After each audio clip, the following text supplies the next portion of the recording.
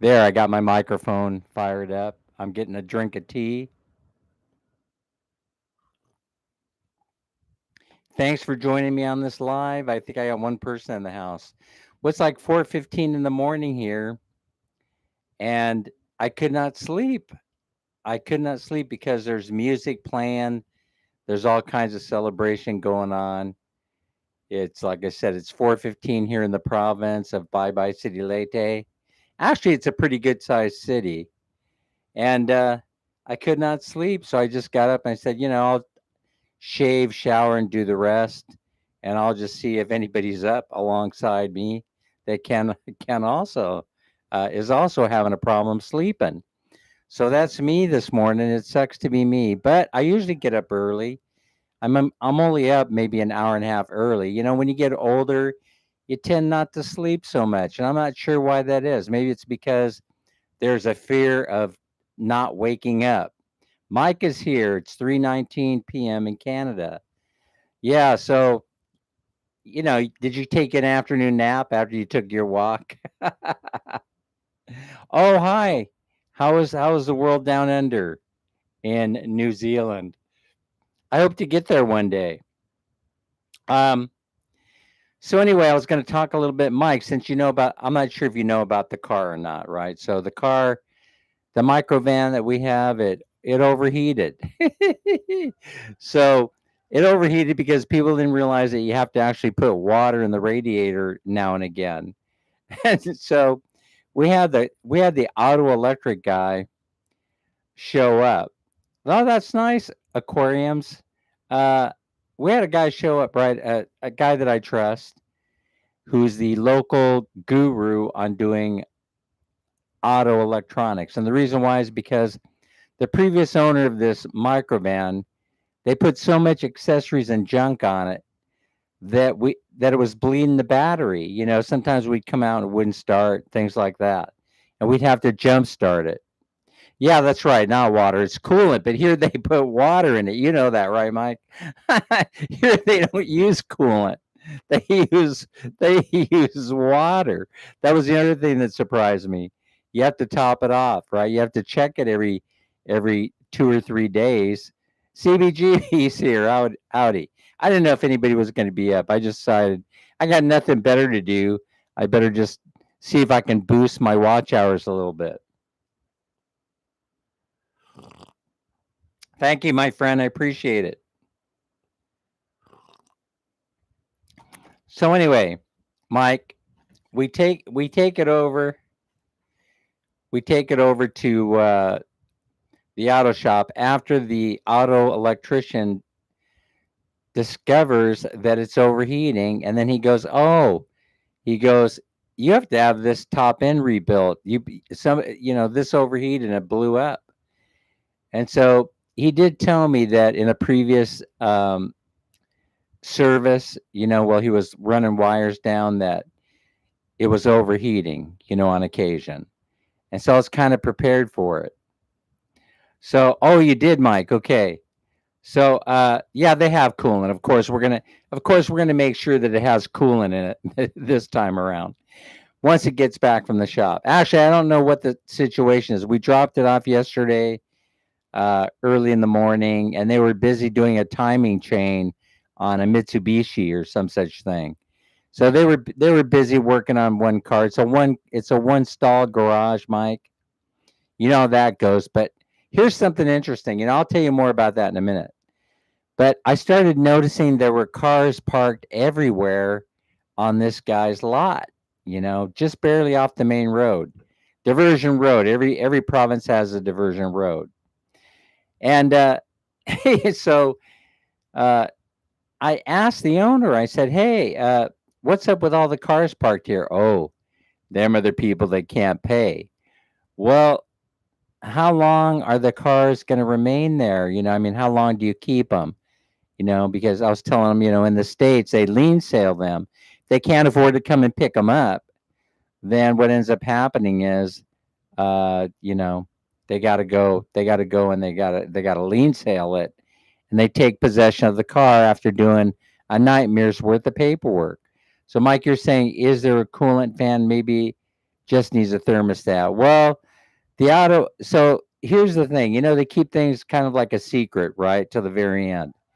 So something I've noticed about the Philippines is that they wait for things to break. Oh, it'll be okay. Even interesting enough, even brother-in-law said, "Well, we can still drive it." I go, "No, you can't. You can't drive it when it overheats like that. You could do more damage to the engine." I said, "So no, you have to address it. Brakes, rotor shock struts on my little Kia, 1500 USD." Exactly, exactly. So, uh, so anyway, we pull up there, and they know this car. They know this car. So right away, we start having a conversation about how they know that car is prone to overheating. So yeah, yeah. Well, maybe it is prone to overheating, right? Well, that's a $1,500 for 11 years worth of driving CBGB. That's pretty good. It's all over the world. People don't understand maintenance is key, right? Preventative maintenance, and I'm all about that. And so it's irritating. It's irritating to people, because here I am, right? No matter how many miles on the car, I will always say to Jill, "It's time to change the oil," right? And Jill will be like, "Huh? What do you mean? It's time to change the oil?" "Well, wasn't the last oil change 3 months ago?" He goes, "Yeah, but we haven't driven it that much." I said, "Okay, stay with me, Jill. Stay with me." The key is that it's a three banger engine. I try to explain to them that on a three banger engine, when you only have three valves, right, you have to change the oil a little bit more frequently. And it doesn't matter. I don't mind spending the $10 on every oil change. Of Do it once every 3 months. And so they don't understand. Yeah, they don't understand the necessity behind doing that. They usually will run the vehicles until they drop, and then they kind of look around and they go, "Oh well, it doesn't run anymore. What do we do with it now?" So these types of things irritate me. But it's been running dry for a while, and though the assumption is that it has a blown head gasket. But your point is well made there, Mike. You shouldn't make an assumption that because I didn't, other than overheating, and the guy saying it needs top end work. Other than him saying it, I wasn't seeing or smelling the signs of a blown head gasket, which would have been the sweet smell of success. You would have smelled um, the sweet smell of coolant. I mean, if it had coolant in there, right? Or you would have seen the white smoke blowing out of the exhaust. You would have seen signs of it, and none of the signs were there. And so, but they have history with this vehicle, and they've changed the head gasket out apparently on this car maybe two or three times since it was born. And so, of course, that tells me that there's probably another problem going on. But then I discovered this, Mike. This is very interesting.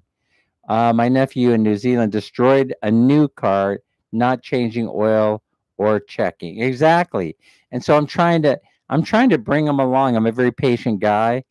Of course, I, you know, there's no point in becoming irritated about such things, right? So I'm a very patient guy. I try to explain to them that, you know, they should be doing these things. And then I would say that they do. They do listen to me, and they start implementing the practice, right? I'm going to tell you, I have more stories that are interesting about Filipino culture. And so I went to the automotive shop. They have history with it. And right away, the guy sees us coming. He pulls out a head gasket kit. I thought it was hilarious. So now I started asking them, "Hey, yeah, well, they already have changed a couple of sensors. I know that on this. The auto electric guy found a few sensors that were malfunctioning and already replaced those, right? The gauges did warn. The gauge was flashing red, red, red. We barely went half a block from the house to the automotive shop, and the gauge started flashing red, and we had filled it right before taking off there, right? So it's already evaporating.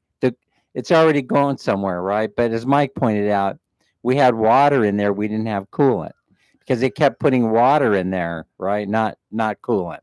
Whenever they found that the level was low, there was nothing in the reservoir, by the way, Mike and CBGB, nothing in there. I have my green tea, by the way. So I don't know how they handle things down under. No, there wasn't any smoke, and that's what threw me off. And we didn't check the oil. We didn't check the oil to see if it had that muddy, bubbly texture that it gets when you mix oil and water. And so those are things we should have done right away. But I figured it like this, they know this car because they've worked on it a lot. So we'll be up and running in no time. But here's the thing, right? After they do this, I figure there's no harm in doing the head gasket. But here's how they do it, right? Here's how they do it. They don't machine the head, right? They don't machine it to make sure that it's nice and true and level and not warped. Oh, you're drinking matcha tea. Oh, you love matcha tea with coffee. I got to try that sometime. They know my wallet. Yeah, as soon as you roll in there, they already know who owns the car because it's an island. We live on an island. There aren't any secrets here, you know. They already know. They know that I got money to spend, so they're gonna. So here's the thing. They don't machine the head, right? They replace the head gasket, make sure the valves and everything are cool. There was no damage, and then they slap the gasket in there. And what if if it's warped or something, they probably use a hand grinder, and then they put a little extra Permatex in there to seal it up. Now, CBGB, I don't know about you, Mike, I don't know about you, but I'm okay with it. I'm okay with it because I kind of know from experience that the head gasket will probably live a year. And so now the next question is, how much is it going to cost? Right, that would be the next question to repair this, doing it the Filipino way. And then the expectations are that it probably will only last a year before it blows again. And then I will have to go ahead and put another head gasket on it. So the cost of this is key as to whether I'm going to junk this car, sell all the stuff off for parts, and try to recoup as much money as I can off this, or whether I go ahead and repair it. And Mike is saying it's cheaper to replace the rotors and turn them. Yeah, then turn them. Yeah, it's cheaper to replace them. You know, it's cheaper to replace them. Yeah. So I learned that lesson. I've learned that lesson.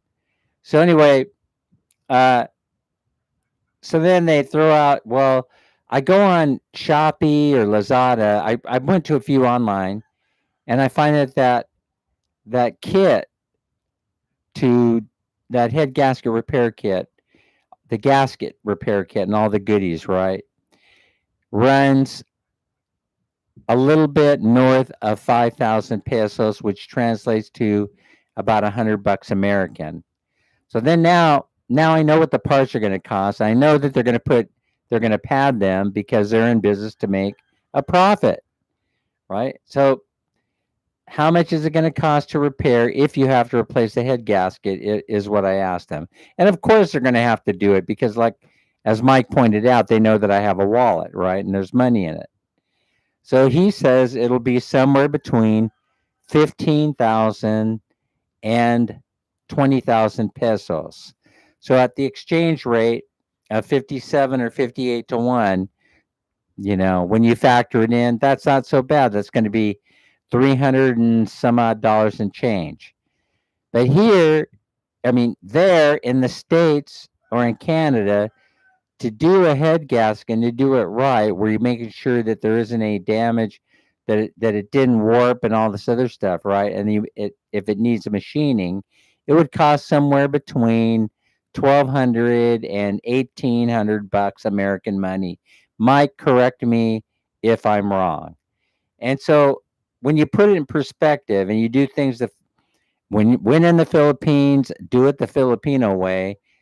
I'm okay with it, but I do know that the head gasket will probably blow again in another year. But that's okay because that gives me time to save my $30 a month that I need to set aside, knowing that I'm gonna have to replace the head gasket, right? Again, probably within 12 months. And so I started asking, well, it didn't start overheating until now, Joe, but how long have we owned this car now? He says, oh, about a year. There you have it. There you have it. They probably got this thing ready to sell, put the new head gasket, did all the bells and whistles on it, and then sold the car, knowing it would be good for a year. And you're good to go. So maybe Mark can fix it. Maybe.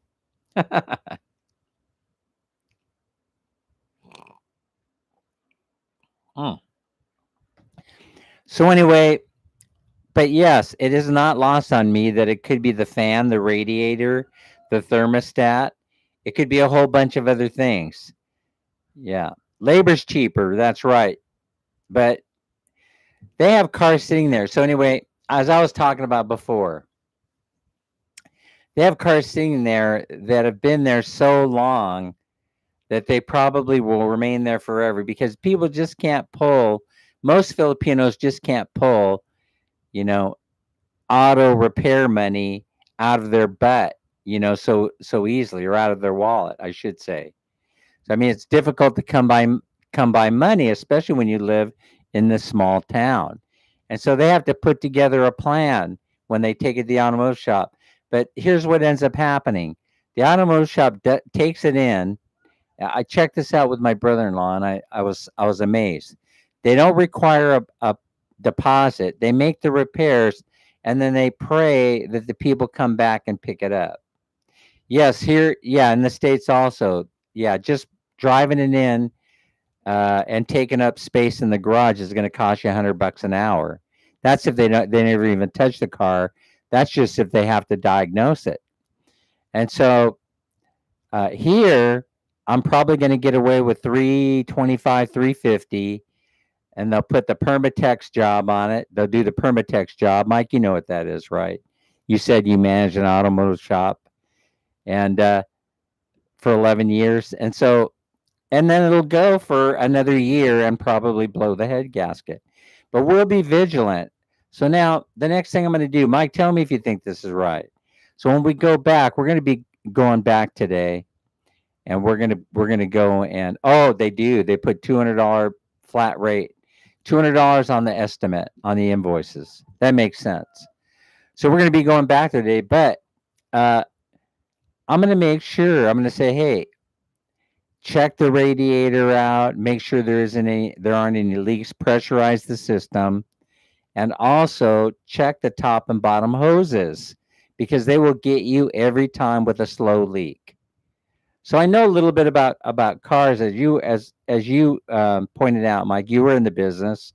I was also in the business for a while, right, for like 30 years. But I wasn't in the mechanic business. I was in the equipment selling business. I was a guy out there selling the sniffers, selling the smog machines, the lifts, the fancy European tire changers, the wheel balancers, the brake lathes, and all that equipment. But you absorb things when you're in those shops.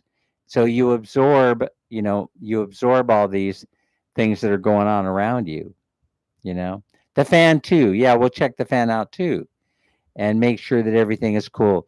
So, did you get that joke? Make sure everything is cool. Where do I come up with this crap? Anyway, I love myself. We're going to make sure that we dot the I's, cross the T's, and make sure they pressurize it, because all you need to do that is the cap and the bicycle pump. Just pump it up with a bicycle pump, and boom. It's a low tech thing, and they could do that. You don't need any fancy equipment to test.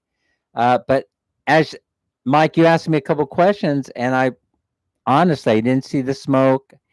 I didn't smell it. I didn't see it coming out the back end, but I failed to test the oil. And so when we go back there, I'm going to go ahead and check the oil. And then I'm going to know for sure, right, what's going on with that. Let's talk about something else. And so, as Mike knows, the Philippines is kind of a different place to do business in. It's not, it doesn't at all. The stuff that goes on here does not bother me. Very, very few moments that I've had where I felt the anxiety or stress because things weren't happening in a timeline in which I thought they should be happening. And so a good mechanic's going to be making $100 an hour. At least they were when I was working in the States because they were just plain hard to find CBGB. And so they were making good money. I don't know how many mechanics, are being trained right now in vocational training settings, but they're in short supply. Uh, the best mechanics are the old dudes that have been doing it 40 years and they're retiring out or dying. And so the youngsters, they're coming in there and they know how to do parts changing and stuff like that. They know how to put the car on the machine, to test things. But I don't know what they're. That's why a lot of people end up taking them to the dealer. They prefer to take them to dealer trained mechanics instead of independent shops. So you're starting to see the independent shops disappear as the experienced guys start to retire out. That's one of the big problems, right? So, all right. Very few times have I been irritated by stuff. So, I have a. I want to tell you my next story. Forget the. You need $100. You need $100 an hour to live here. Exactly. Exactly.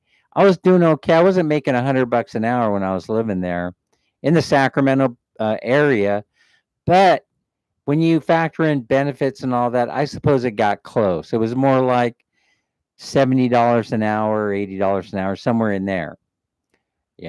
So yes, that's true. You do need that kind of money to be able to live in California or the West, Las Vegas, if that's the area that you're living in, CBGB. But you need that kind of dough, or you need two or three people working in a household. And I'm a fan of that. I'm a fan of that concept. Put everybody to work in the house they can. They don't even have to work full time, but they do have to make a contribution to the household. Eventually, that's the United States is going to look very, very similar to the Philippines in terms of that process, in terms of multi-generational housing. It only makes sense. It only makes sense. You have to make it comfortable for yourself, but people will eventually figure it out. So that's the way culture is changing in the United States that matches the culture that has always existed in most other countries and definitely here in the Philippines. Yeah, I lived there for a while. It was fun. I like it. Would I move there? No. If I came back to the States, I wouldn't move there. I would look more towards Indiana, Cleveland, Ohio, Illinois, the southern part. Those are the kind of places that I would consider because I'm retired and I don't need that I don't have to work. And so you don't have to commute, anywhere. And so you have more flexibility in where you live. And so I noticed that in some trends that I've been watching, real estate trends, that people that were snowbirding in Florida are no longer doing that. They're selling their condos or trying to sell them. I should say, getting rid of those condominiums, townhouses, and single family homes that they called their summer homes, and they're staying put in the north, Cleveland, Akron, Ohio, New York City. Uh, they're no longer trying to keep up with the Joneses. They're just trying to keep up. And so that is a phenomena that I would not have been able to predict. Yeah. So it's okay for retired oldies with pensions. Exactly. And that's who you have living there in not in some of those Cleveland suburbs. As a matter of fact, in most of them, you have retirees, you have people aging in place. And that means you have no crime because they're too old to go out there and carjack you. So they have very little crime, right? And so there are places that actually exist, Cleveland being one of them. And Akron is a little bit sleepy town, as compared to Cleveland, I think, but I haven't been there in a while, and so you'll have to square me away on that if you've been there.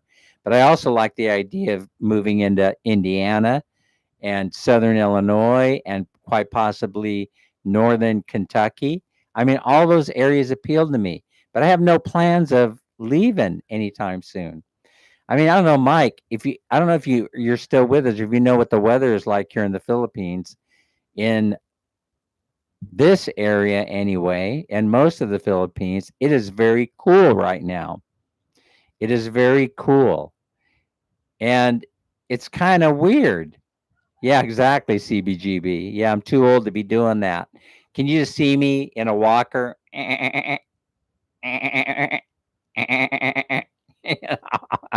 Besides that, when you start getting older, you put all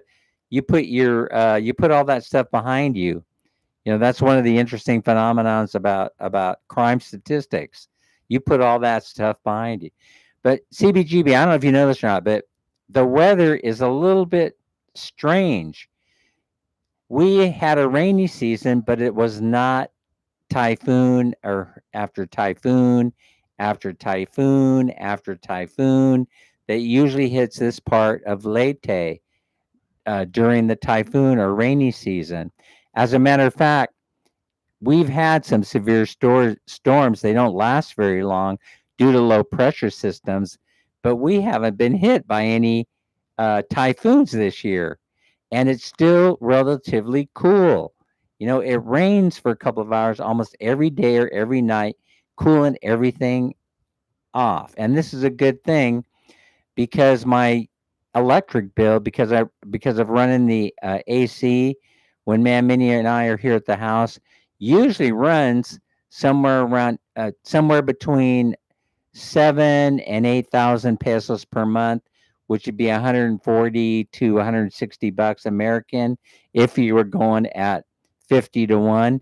And yeah, Peter's saying, yeah, Dan, uh, duly noted, the weather is weird everywhere.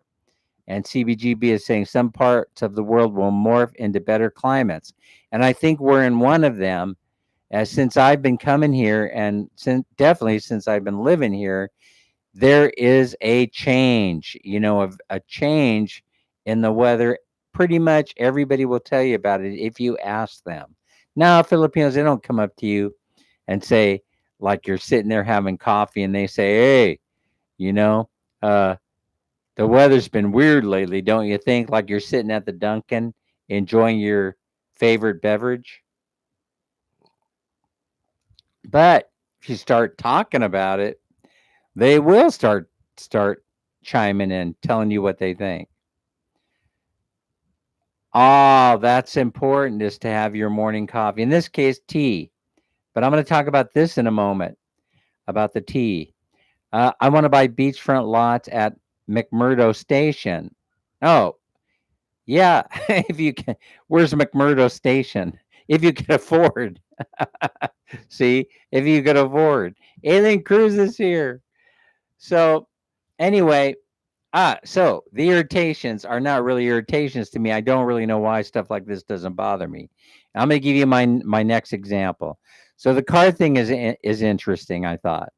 And I'm okay with the way they want to do things. I really am. Now, because you uh you can't try to impose your will on the Filipinos. They just don't respond that way. And so I haven't understand that's the way that works. Good morning, Antarctica, Dan. Oh, okay, yeah, it's going to be. Well, I'll tell you what. Siberia will be beachfront property, right? They'll have beachfront property. So if I were you, I would go to Siberia.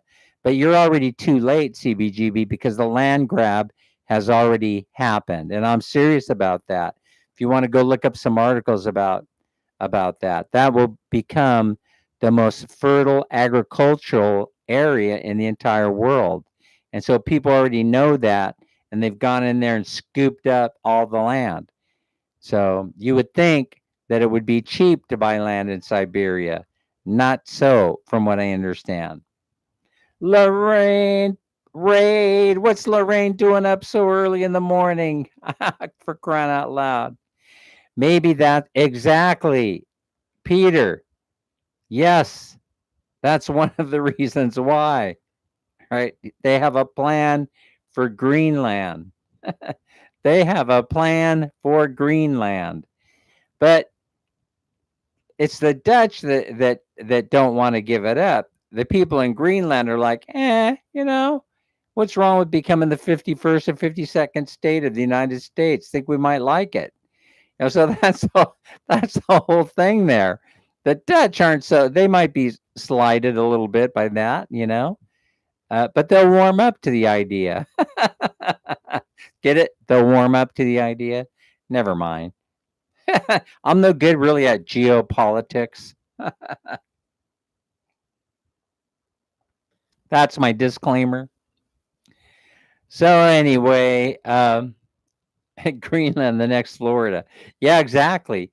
So, but I'm not into the whole. I'm not one of the guys that runs around thinking nor uh, sharing that information that this is the result of habitation by humans and things like that. But certain things do worry me. You know, what I mean, you know, I worry about them getting rid of like beef. You know what I mean? If you're a beef eater, you really don't want them to get rid of cows, right? Because of flatulence. I think I just would come up with an invention like a catalytic converter that you could put on the south end of a cow. When you that'll solve it. Or even the front end when they burp, right? When they regurgitate their food. But I mean, can you imagine, I mean, if they want to eliminate cows because of cow farting, then other animals fart, right? You start wondering, hey, wait a minute. Wait a minute. I pass gas. So you have to wonder, will it become illegal one day to pass gas? All right. But so for example, we've been waiting week and a half. We called the guy to move our security camera because I'm not getting a good signal.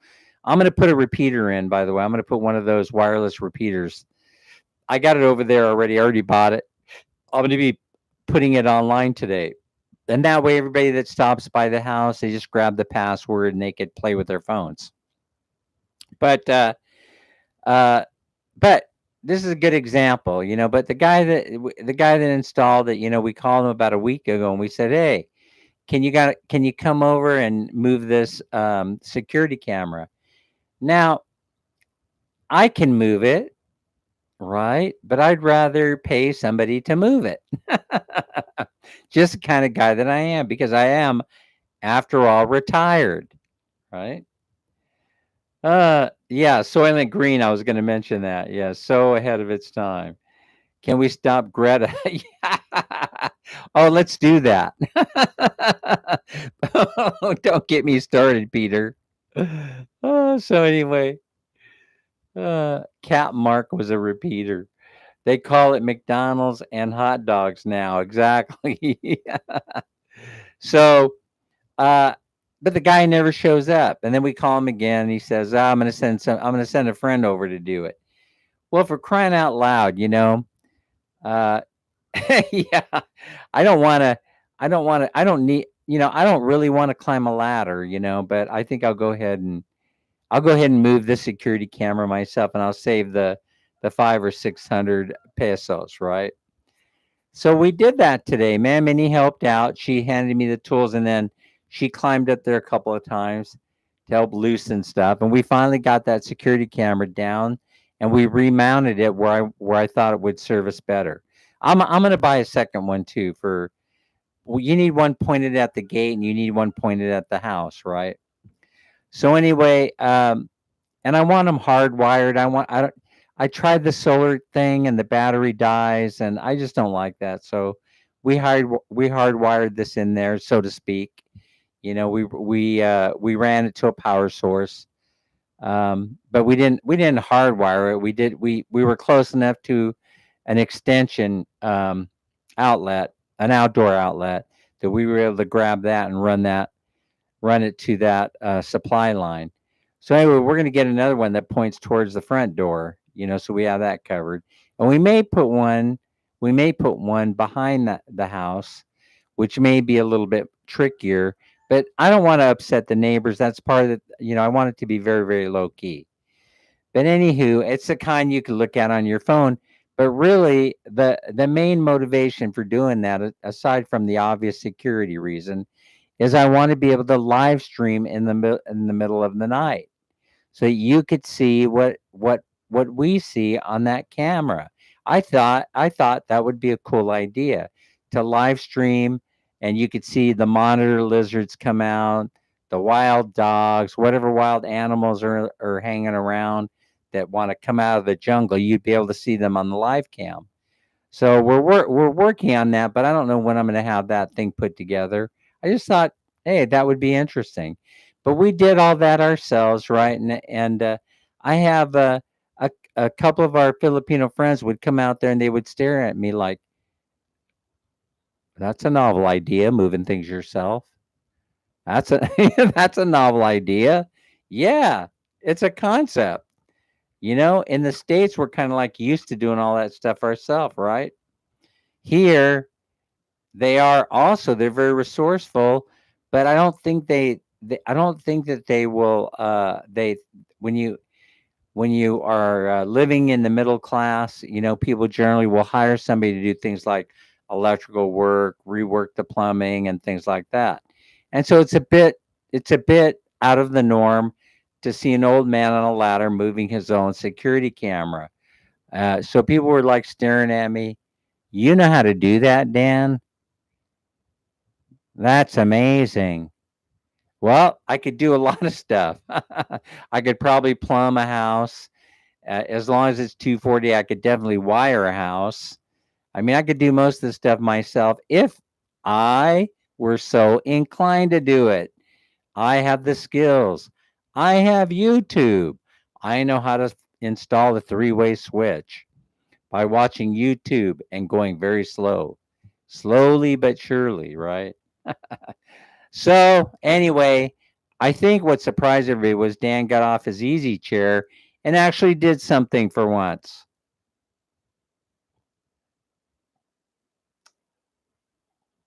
Hmm.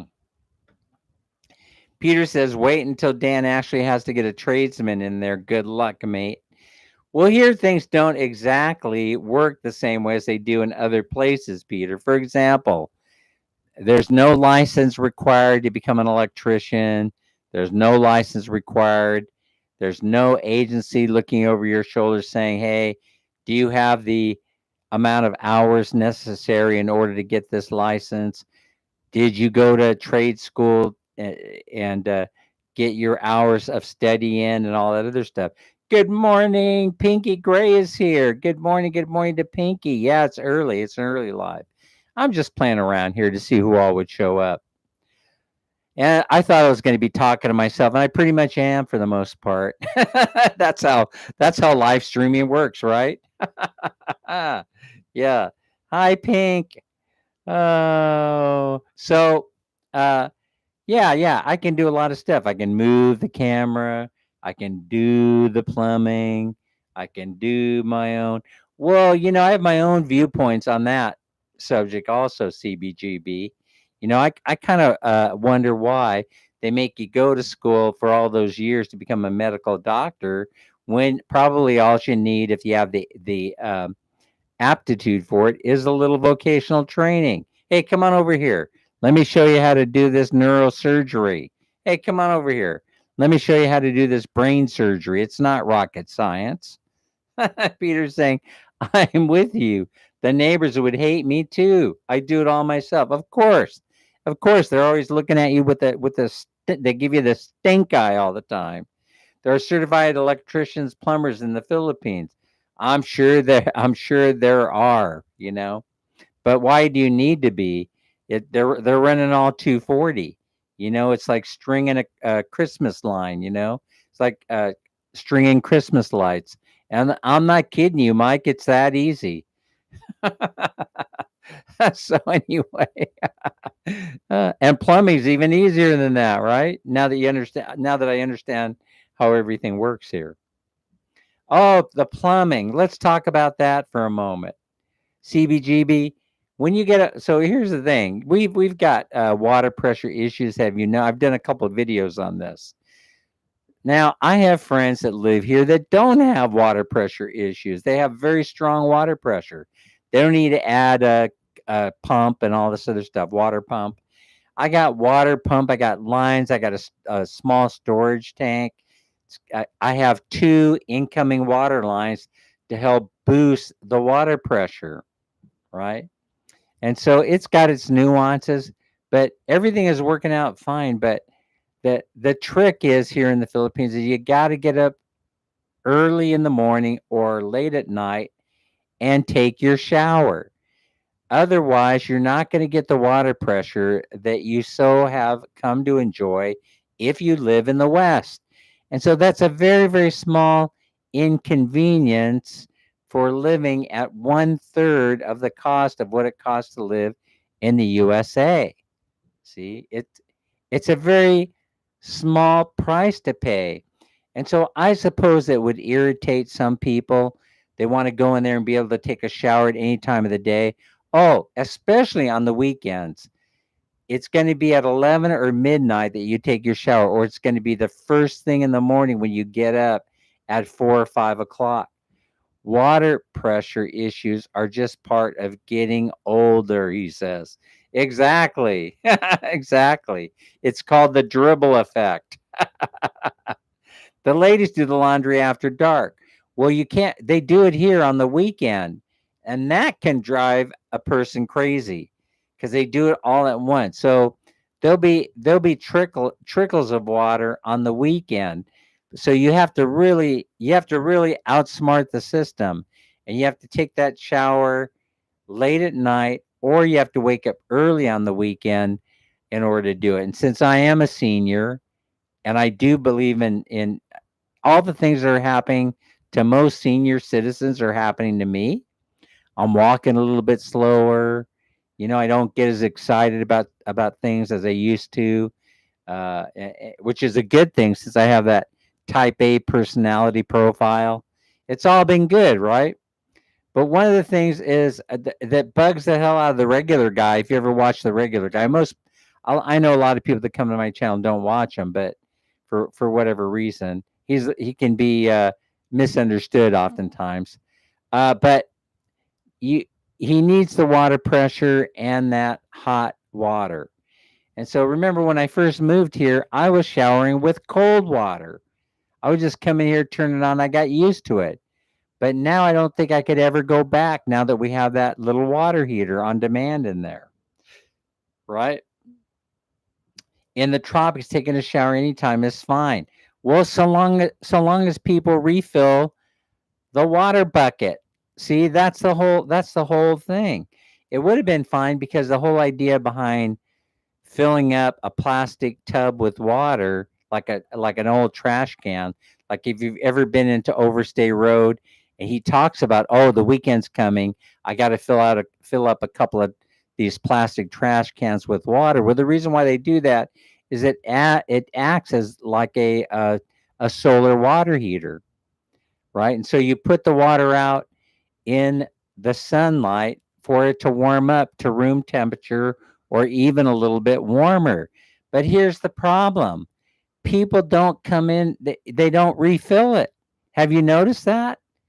That's the way it's supposed to work. But even your own family members won't take the time to turn the faucet on and refill that plastic trash can so you'll have room temperature water by the time it's ready for you to bathe. That was the problem with it. And so that means that since the water line runs underground as it's coming into the house, it's going to be colder than the ambient temperature. And so what ends up happening is that unless you get the first squirt or two of water, which will be warm because it's been sitting um, the pipe warming up, then you're going to get splashed with cold water. And so it's gotten me more than once. So now we're good. We have that no one else cares about it. Trust me. No one here in the house cares about it. For example, in the guest bathroom, there's no hot water. They're fine with using using the bucket. And also, there isn't in the outdoor bathroom. People are fine using that too that way. It's only me. They look at me saying there's something not right about you, Dan. I said, no, I'm perfectly fine using the bucket, but I just happen to be able to afford to put in a small uh, water heater on demand, which is working out great. It may not be hot, but it'll be warm. It'll take the bite off of that cold water, which is what you want first thing in the morning. So let's see. This is the cause of may. Oh, CBGBs. This is the cause of many. Oh, I get you. Familiicides, or however you would pronounce it. Dan is the gringo. Exactly. I'm the foreign guy. And when you're the foreign guy, everybody is kind of used to these nuances. They expect the foreign guy to become irritated. They expect the foreign guy to point out all the things in the Philippines that may be unsettling for them. That goes with the territory. Uh, Anyway, so Saturdays and Sundays suck. The weekends suck in general as far as doing the laundry goes, and also as far as the electricity goes. But there are workarounds for all this stuff, right? So we have a generator in case the power goes out, which happens very, very infrequently here. And then we'll just burn gasoline for a few hours that the power supply is interrupted, and I got my TV set, my internet. That's all I need. And then we got the hot water. Uh, or in the case you wouldn't be. We got the two water supply lines coming in, so we can maintain water pressure, and it does okay. Hey, my channel. What's up, Duncan Dan? That's a cool name. I like it. I have a coil of 1-inch poly pipe on the roof as a exactly. That's how you do it. You're gonna put your own variation of a solar heater up there. It is not complicated. You could put it on the ground for that matter. It's not complicated. I hope you don't burn yourself, Peter of Barbaria. I hope you don't burn yourself. That's the problem with it when hopefully it's regulated. But you can burn yourself also because it gets so hot up there. Whoo wee! And that is one of the things. You could run it right through the attic, and that thing's going to be as hot water as you ever need. So that I've also thought about doing sometime. Maybe coming down here and running ones for the sinks and things like that, and the lav. Uh so that's fine. That's all you need. But you could have 4-inch pipe if you wanted to up there, and it would make a fine solar heater. Where are you in PI? By a city called Bye Bye Leyte. And Eddie from New Mexico. I haven't been around. Just seen Lazy Larry the other night. Heard about, yeah, the Mac Daddy passed away. Yeah, my gosh, it's so sad. It really is sad. Uh, I can't believe it. But he didn't look good. I was going to mention Larry, but I don't know why it would be necessary to mention that the last time he was on there, my wife even commented about it.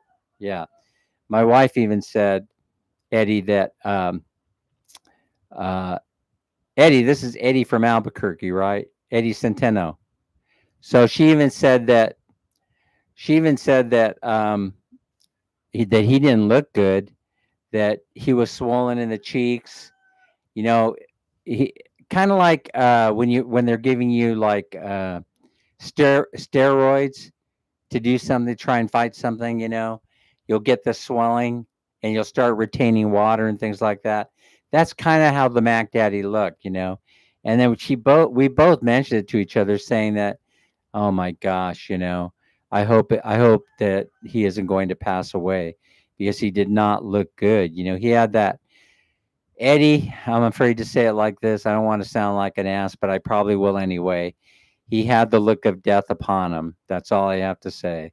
You know, I have third stage polyethylene solar tubes and a gas booster as backup. Also, the cold water comes in from another pipe for temp control. Beautiful. That's the way that I would do it if I were going to do it myself.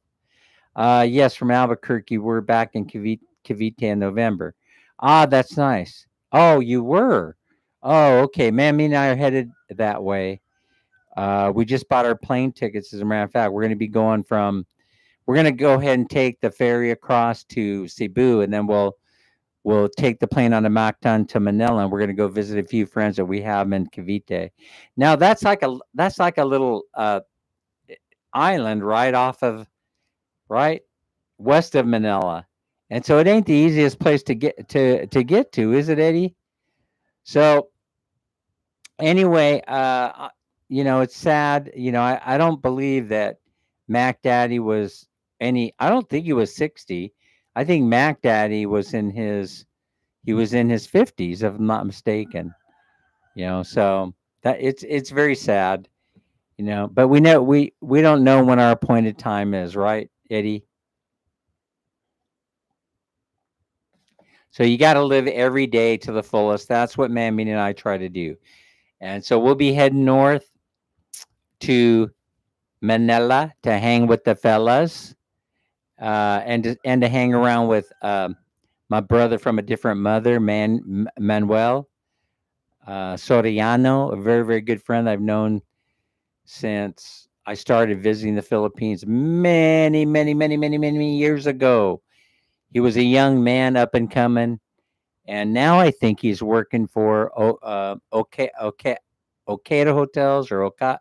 Do you pronounce it Okada or Okada? So that five-star hotel there, that's, oh my gosh, what a spread. What a spread. If you make 70, you have won. Yeah, I keep thinking about that. I started looking at some stats, and things change really quickly once you hit the big 7-0. I'm starting to think about this. Is it psychological, emotional? Does this runs the rest of your body, or does the body run this? Because it's like some point of demarcation line, some sign, the 70 is like the magic number. But here's how I feel right now. Coming up on 68. I feel like I could go forever. I don't know. I don't know why. I just feel like I can go forever. And so, I mean, that can't be bad, right? That can't be bad. And so, I don't think about age being a barrier to anything, and that's because we're doing just fine. We're doing fine. Business idea for you, Dan. Gutters on the roofs with water tanks. How do people have water shortages over there? How do people have water shortages over there? Well, right now, we don't. We're on municipal water, and we got even though there are droughts going on in parts of the country, not here. So there's no restriction on water. The main problem is infrastructure. They got plenty of water, but they can't deliver it. For example, I was explaining earlier, Peter, about how we have two lines coming into the house. We have 2 meters. So as a matter of fact, Minnie and I were talking about it just a few minutes before I went live. And we have to go down to the water department today because we haven't received our bills. And so now the neighbors were really giving me the stink eye over this. When they saw them installing a second meter, running it to our house, they were curious as to why I was doing it. And my answer to them, I didn't mean to be curt, but it turned out that way anyway. Why are you running the second line to your house. It's because of water pressure, I told him. And because I can afford to, and the city allowed me to. Now, I was shocked. Peter, I was shocked that they allowed me to have two water meters hooked up to this house. But they told me at the water department, that they said that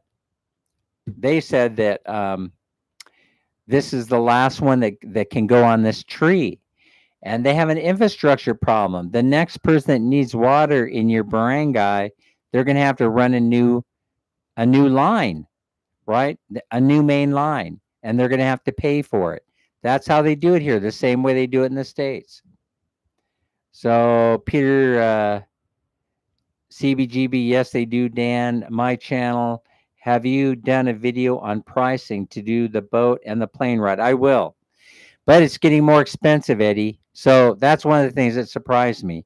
For example, even when you're going with the bargain basement airlines like Air Asia, Philippines, or Cebu Pacific, they're making you pay for everything as an add-on. So you have to you have to pay for your seat, just like Southwest Airlines or something like that. If you wanted any premium stuff added on, then you got to pay for it. But it's still cheaper than say, let's say, Philippine Airlines. If you want to take PAL, the regular fare, they will give you like a snack and all this other stuff. Well, all those are add-ons. You pay for the seat. We paid for the seat, for example. We paid, so seat selection, or they can assign it, but there's no guarantee you'll be sitting together, right? And so that's where they get you. You could wait for them to assign the seats, but uh, there's no guarantee you will be sitting together with your traveling partners. And so you pay 400 pesos for that. Then you have to pay. They limit your carry-on to 7 kilograms, which is what, 15 pounds or so, more or less. And then you have to pay extra for your luggage. So I bought, knowing us, knowing Dan and Minnie, I should say, I'm a light traveler. 3 pair of underwear, three changes of clothes, and that's it. All right. So, but I know better, Aileen Cruz. I know better than I have to get her luggage, 20 kilograms, and mine paid for, right? So we don't get slapped with the expensive stuff at the tail end. And so this is a good thing to do, Eddie. So I'll probably do it. But tax license and instructions to go from Cebu to Manila with all the bells and whistles, paying for the seats we wanted, paying for the check-in luggage, because we don't know how long we're going to be gone. We might go international from there. We don't know yet. Cambodia is on our radar screen. Then you have to pay for the luggage. All that for two people is about the same price as taking Southwest Airlines from Sacramento to Los Angeles. I would have paid 120 to 125 bucks for two people. And so that really is not bad, because it is an afternoon flight. So now you're getting there in prime time. So it's a prime time flight. If I wanted to go in the middle of the night, it would have been a little bit cheaper by about $30, maybe $40. So the bargains still exist, but it's a little bit more inconvenient. So that means flying at 1 a.m. in the morning on Air Asia, Philippines, and getting into Manila at 3 in the morning and hanging out at the McDonald's, that 24-hour McDonald's that's near the airport, for a few hours until you got daylight. And there's a pain in the ass. You have to wait for check-in at the hotel. All that stuff is very inconvenient, and really it costs money, because time is money and it's inconvenient. And so I'm I'm very, listen, I'm a cheapskate. I don't like to pay a lot of money for stuff, but the convenience factor comes in, and and also time is money. When you factor all that stuff in, then it's worth doing. Okay, I got a story for you, Eddie. So let me tell you what just happened. I'm gonna share this with you guys. Everybody was all excited because Bye Bye City and Ilongos, which is south of us by about a 2 hour drive, an hour and a half or two, got a fast ferry called the Sea Cat. And everybody's all excited, right? Except on inauguration day of the launch of the Sea Cat, from our pier, I've got line of sight from where I'm sitting at the Cafe Dripwood. So we're meeting the expats just like we do every morning, 5 or 6 of us hanging around, telling lies to each other. And hello, Phil, Philda. I'm sitting there and I have line of sight. And so I could see the Sea Cat waiting to load passengers, right? On the trip from Bye Bye City to Cebu. Now, the reason why this is a great thing and people are excited is because they no longer will have to take a 45-minute drive either north or south, north to Ormoc or south to Ilongos, which would be a little bit longer, in order to get the fast ferry to Cebu, which from Bye Bye City is only a 2.5 hour on the fast ferry ride, 2.5 hour ride on the fast ferry. But if you went north from to Ormoc, you're pulling away. You're going the opposite direction. So it's a 3 hour boat ride. So here you are. Everybody's thrilled. You know, we've had fast ferry service before here, but it's been several years, like maybe 4 or 5. Now we have the Lapu Lapu and we have Roble lines, and they do a great job getting the cars and merchandise and supplies back and forth from Bye Bye City to Cebu, Cebu to Bye Bye City. I'm happy getting a cabin on that for the same price I could get that fast ferry, and I'm happy with a 5 or 6 hour ride, depending on sea conditions. You know, I'm fine because I got my bunk. We have privacy. We have a TV set.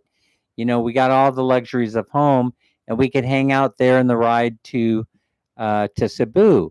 But check this out. I have line of sight on the inauguration day, and I'm looking at it, and I'm seeing, you know what, 10 people board. I'm like, uh-oh. My first thought is, uh-oh. And Minnie's going, what's up?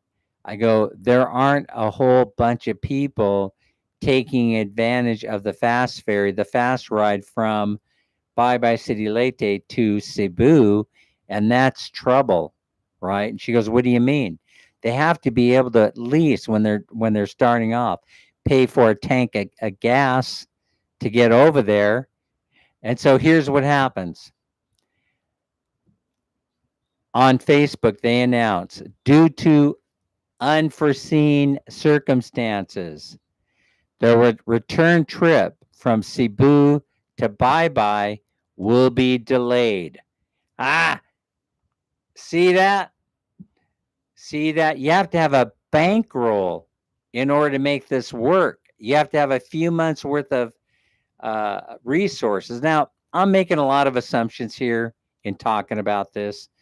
I'm assuming that the folks in Cebu coming back to Bye Bye, you know, that their customers, that they didn't have a whole bunch, right? They didn't have a whole bunch waiting there to board that Cebu uh, fast ferry for the return trip. That's my guess. They're not gonna spend the resources. They don't have the money. Money's in short supply in the Philippines. So that's the first faux pas. That's the first glitch. Now, if it were me, I'm in charge. I'm the president of scheduling, right? I'm not scheduling during the middle of the week or early part of the week, right? I'd be a bonehead to be able to do that. I would be a bonehead.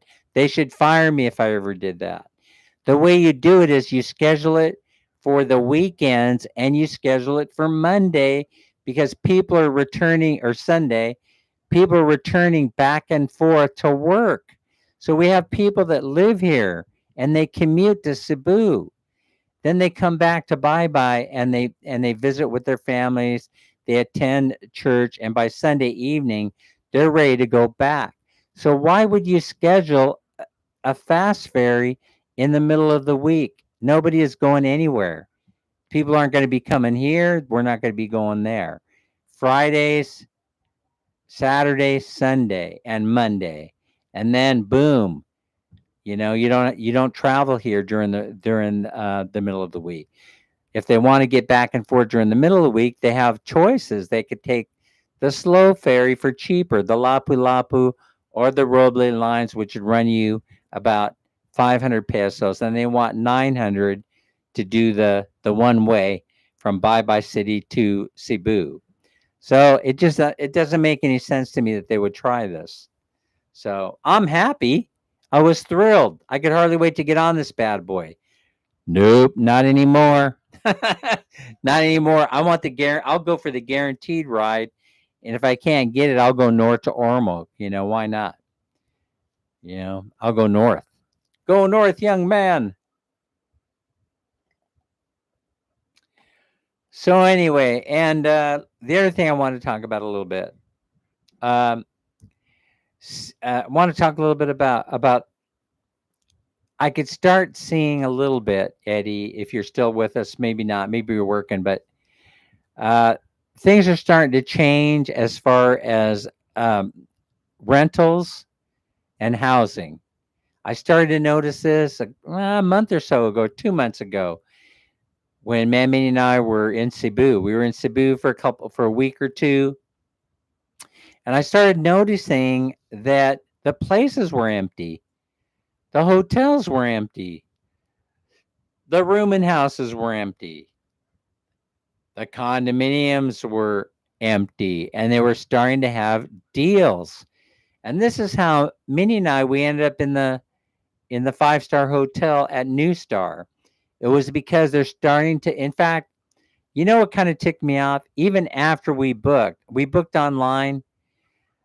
There was $100. There was about a $80 per night price uh, decline, price drop between the time I booked and the time we arrived.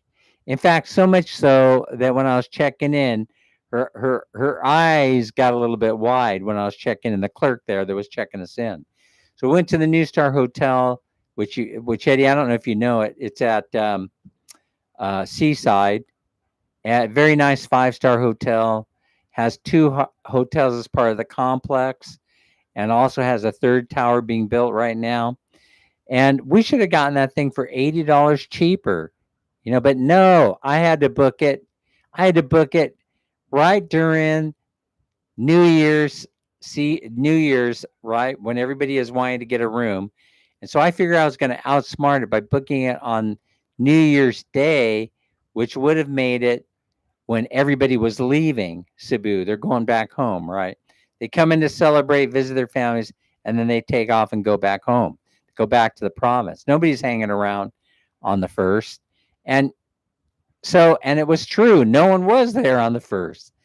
But there was a price drop, a last minute price drop, because they were trying to increase occupancy there of $80. And so I messed up and I screwed myself out of $80 by not waiting a day, right? Not waiting a day to book that room. But we ended up enjoying ourselves. It's quite the complex with everything you need in there. And that breakfast buffet was absolutely off the hook. I could not even do a video on it because there was just so much food. Thanks so much, Chrissy Mama, for coming in there. We're playing ads. I think I went a little conservative on the ads this time. I didn't want you guys to get bombarded with ads every couple of seconds, which is what happened last time. So anyway, I'm seeing the prices start to drop. I don't know if it's due to overbuilding or simply that to the fact that people aren't coming here the way that they were. That they're not coming, they're not traveling because the economy, the global economy, is a little bit recessed. And yes, I don't care what anybody says, I detect it. You can even detect it here in the Philippines. You can detect the prices are going a little bit crazy on stuff.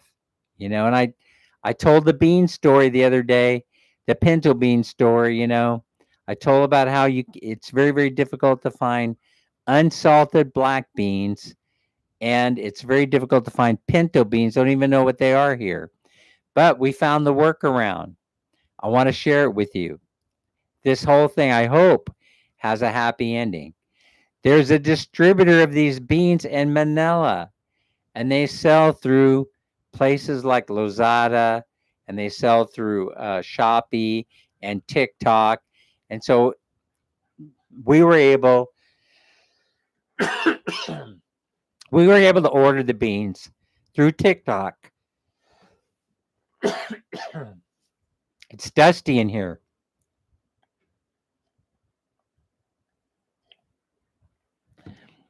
But we'll see if they show up. They're sent that for some reason they wouldn't accept payment. They went COD. I'm starting to question whether we. I'm hopeful, but I'm starting to question if they went COD because they're not sure that they can supply these unsalted black beans. So we ordered them dry.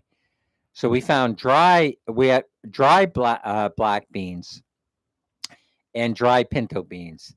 And I'm just sitting here praying that they show up, because if they do, I'll be like, man, we found the workaround. Because it is so difficult. As a matter of fact, it's so difficult to find these beans that they were gone off the shelf.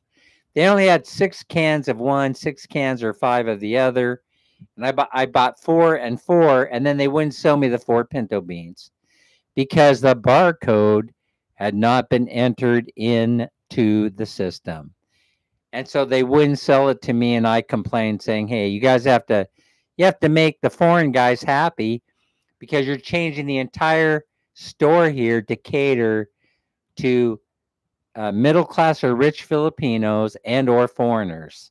And they even admitted that they were to me when I was having a conversation with them. They kind of like, "Yes, it's true." So you have to be consistent in your customer service. Right now, you're changing the schematic of the store for it to appeal to foreigners and to rich Filipinos. Well, everything else has to fall in line, including the customer service. Des is here. Hi, Des. Good morning. I couldn't sleep last night. There's too much music playing. Des, is there some kind of festival going on? Uh, because music was playing all night. It was like they had a marching band. It did not stop, of course, until after I got up. After I get up, then the music stops, and then I can't go back to sleep. Well, anyway, since they're changing the store around where they're squeezing the Filipino goods off the store shelves in favor of Heinz ketchup, you know, uh, uh, um, that blend of olive oil that's so popular right now, that's taken up store shelves. The frozen food section has changed, and so you're seeing things like fish and chips, your ready-made burger patties, all the stuff that you see in the States or any Western country is starting to show up here in the Philippines. Thanks for sharing it out, Des. Good morning. Good morning to you.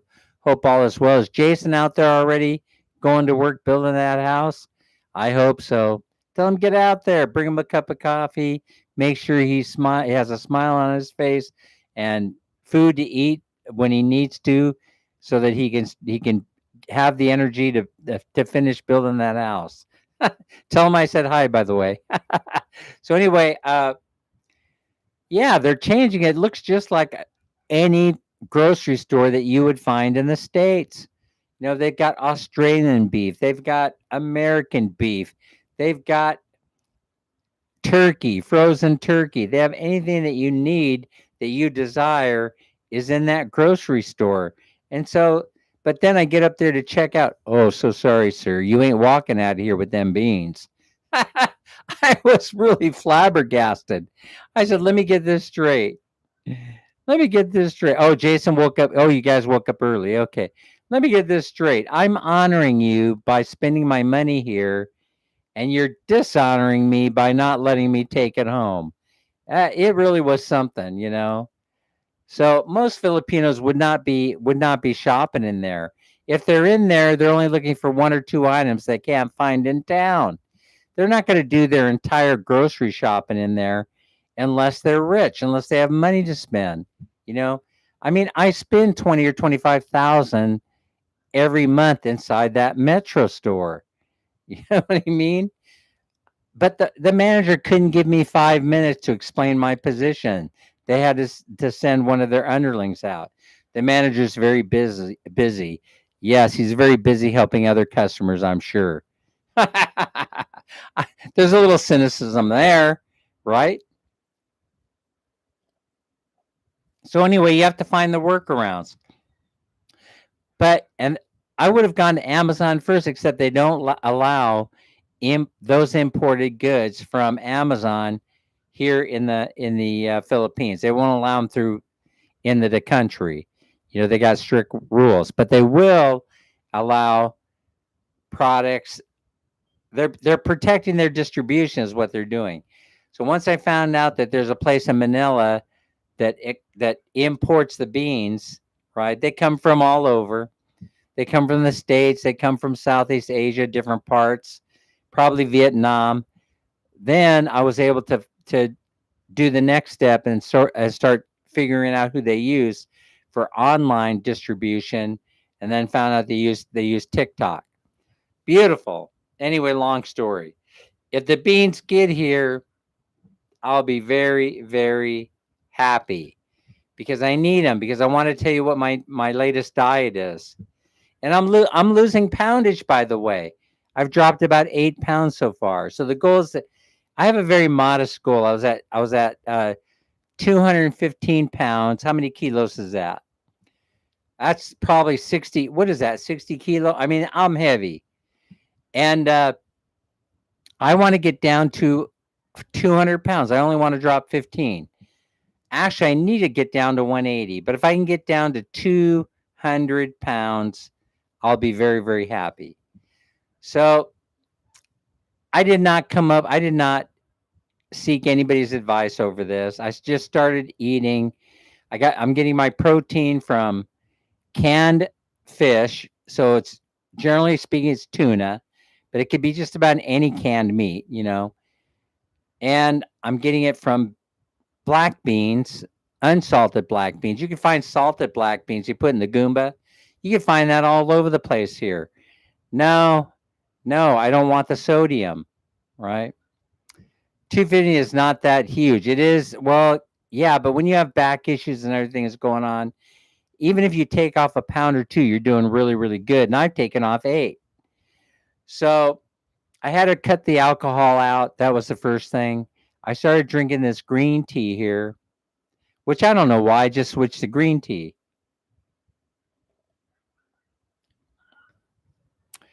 Oh, really? No more banana ketchup will be sold in the USA because certain ingredients. I'll exchange a banana ketchup for some pinto beans. Yeah, well, yeah. I'm telling you, no pinto beans. Of course, they call them something different here, Eddie. They call them something else here. That's part of the communication problem. As a matter of fact, when we discovered the pinto beans on the shelf, these 4 or 5 cans they wouldn't let me buy, it was because people did not see them right away because on the packaging on the can it said chili beans.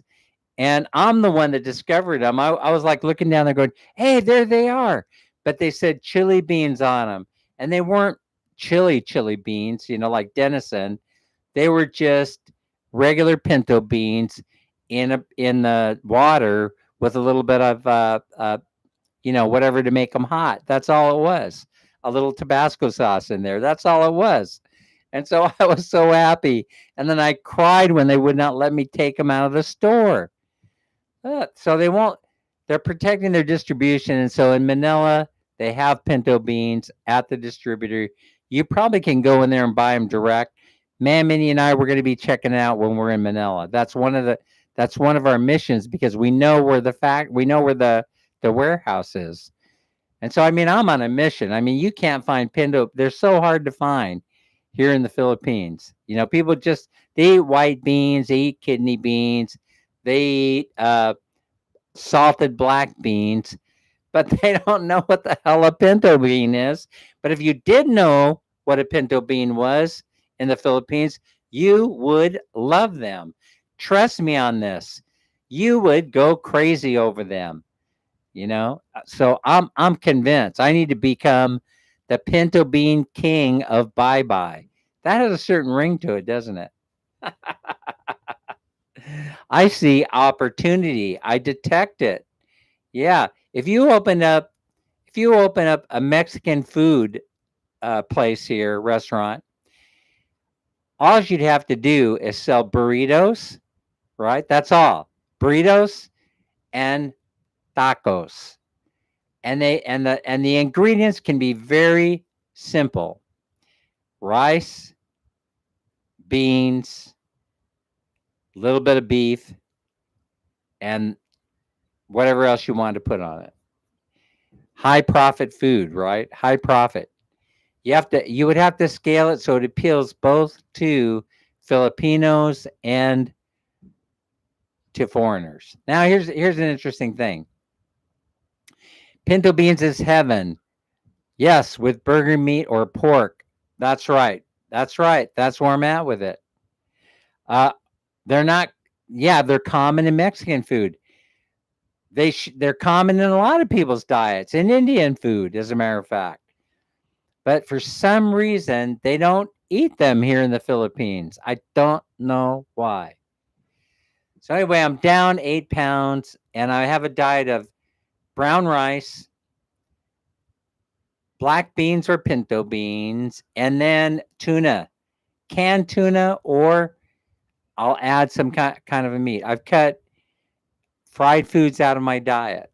I've cut anything that's fried doesn't get in here. So if I want to eat eggs or something like that, that would be boiled eggs, eggs that are basted, or boiled in water, fried in water.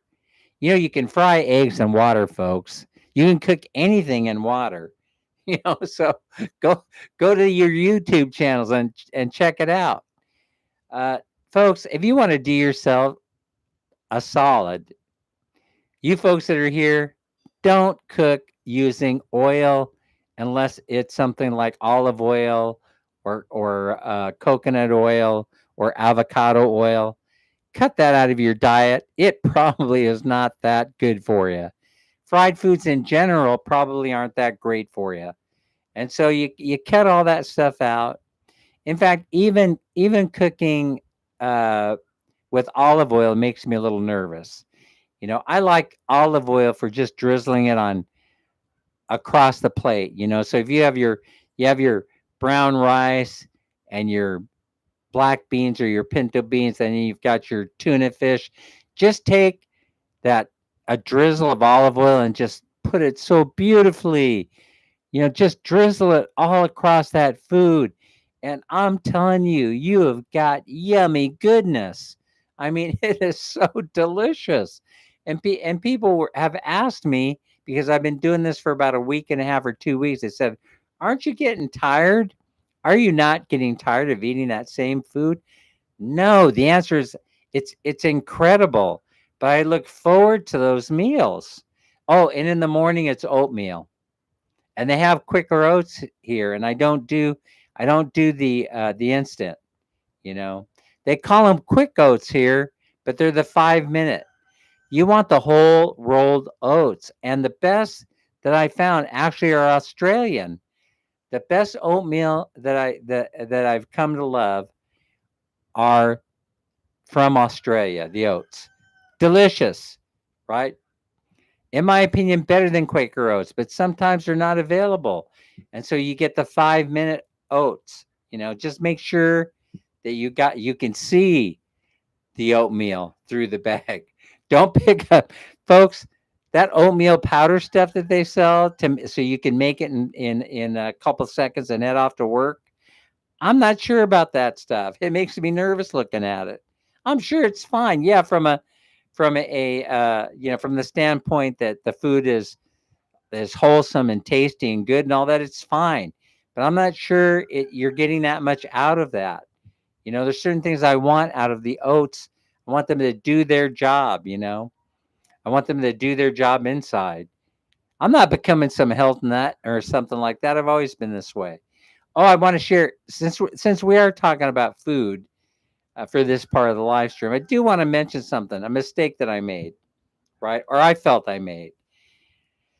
You know that when you eat peanuts or almonds or cashews, you just can't sit there eating those things every single day, 8 hours a day, 10 days, 15 days in a row. But guess what? That's what I did. And I end up not feeling so good. So if you want to really find out what cashews and almonds and peanuts can do to you, go to YouTube and look it up, right? I should have only been eating 5 or 10 almonds a day, would have been fine. A couple of cashews, right? But here's what happened. You know, uh, as Des and some other people that live in the Philippines. Good morning, Lorraine. Thank you so much for getting your folks here. CBGB. Let me tell you what happens. So they're hard. Almonds are hard to come by here, also in the Philippines, right? So what? There's this brand that I've shown before on this channel. It's called Grab Nuts, and I'm always cracking up, right? Because they're snack packs, right? A snack pack a day is probably fine. You can eat a snack pack a day, but when I go to the store, if they have Grab Nut snack packs on the shelf, I'll grab all they got because because I know that they're so hard to find. Well, I got in this habit of getting the cashews and the almonds because they're the most difficult to find. Peanuts are everywhere here, and I started just binge eating them. Folks, do not do what Dan did. Do not binge eat anything. It's not a good thing. I started to notice that stuff was happening. Physiological changes were taking place. And then because I was talking about it, it ended up and someone was spying on me. Maybe somebody overheard me from the great beyond. Videos started showing up in my news feed, right? And then I learned by watching several of those videos that you have to moderate everything, including the almonds and the cashews. If you want more specific information on that, then go to YouTube. If you're a person that loves the nuts, you love the nuts, you love no, you don't listen. I know what you're thinking.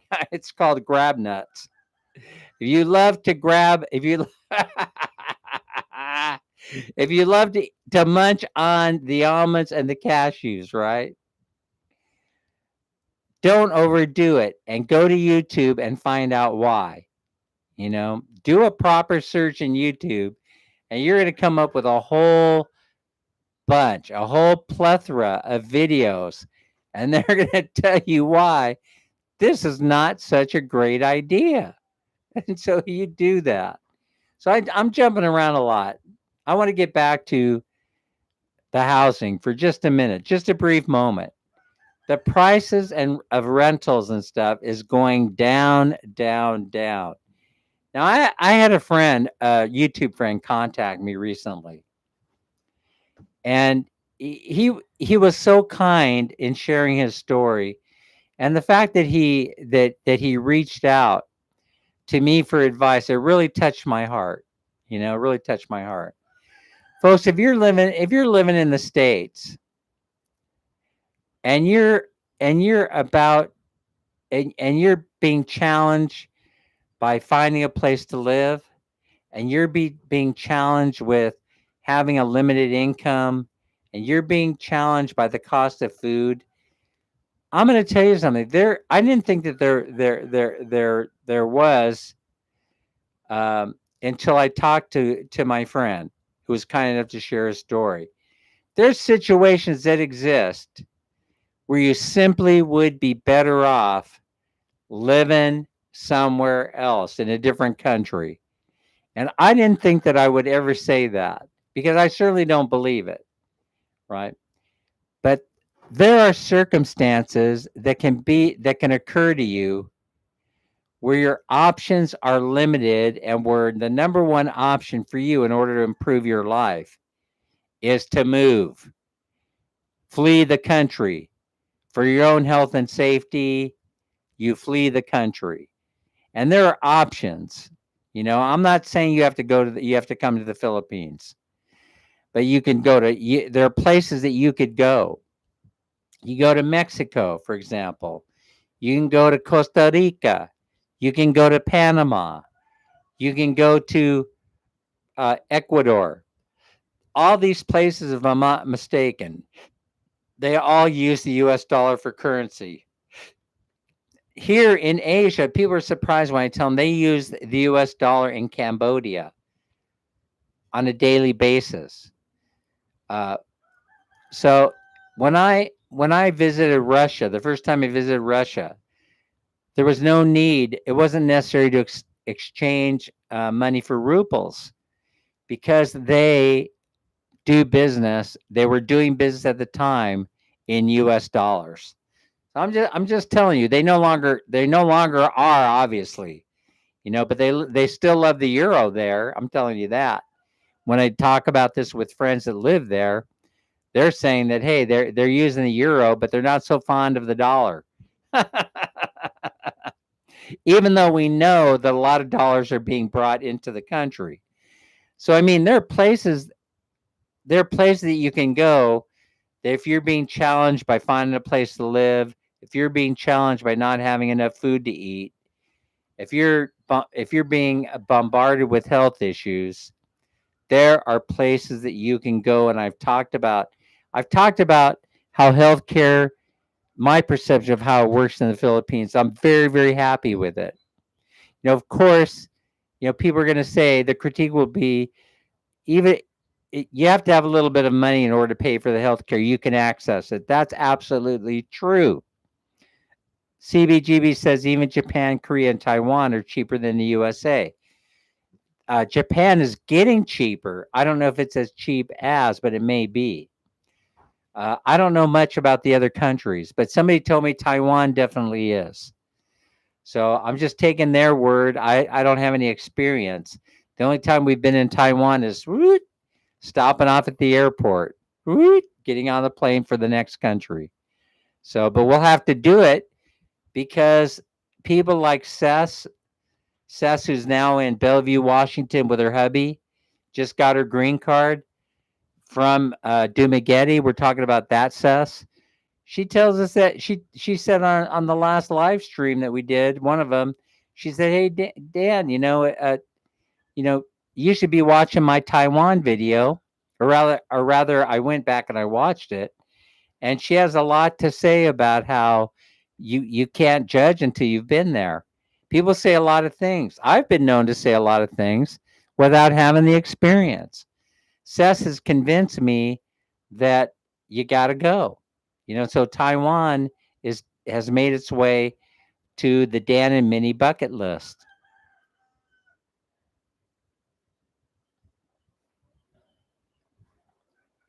Anime is here. Hi, Anime. Good to see you. Good to see everybody. Peter saying, come to Australia. You'll be living on the street in a month. Yeah, I know. And that's why we don't go to Australia. That's Peter. I already know this. People are coming here from Australia, right? How many Aussies are living here? We have a good friend we meet every morning for coffee. That's and tea, and that's Andrew.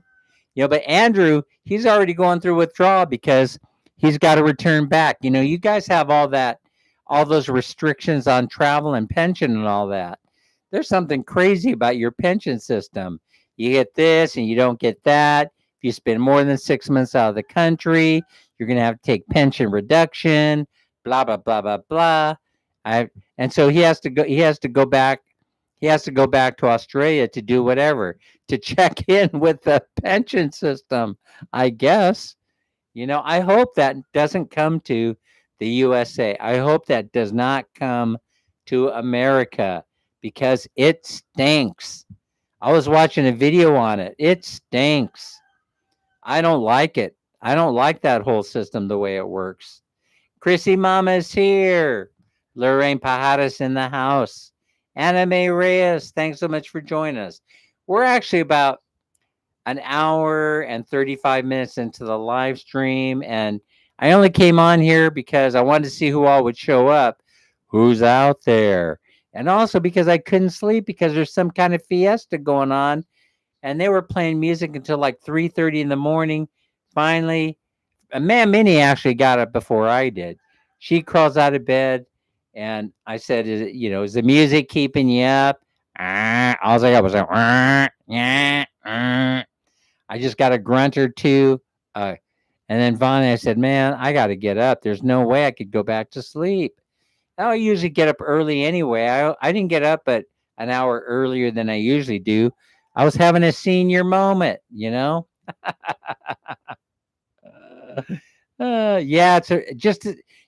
I'm playing around. I'm trying to get my watch hours up. My watch hours are tanking a little bit. And so we gotta do some inspiring stuff.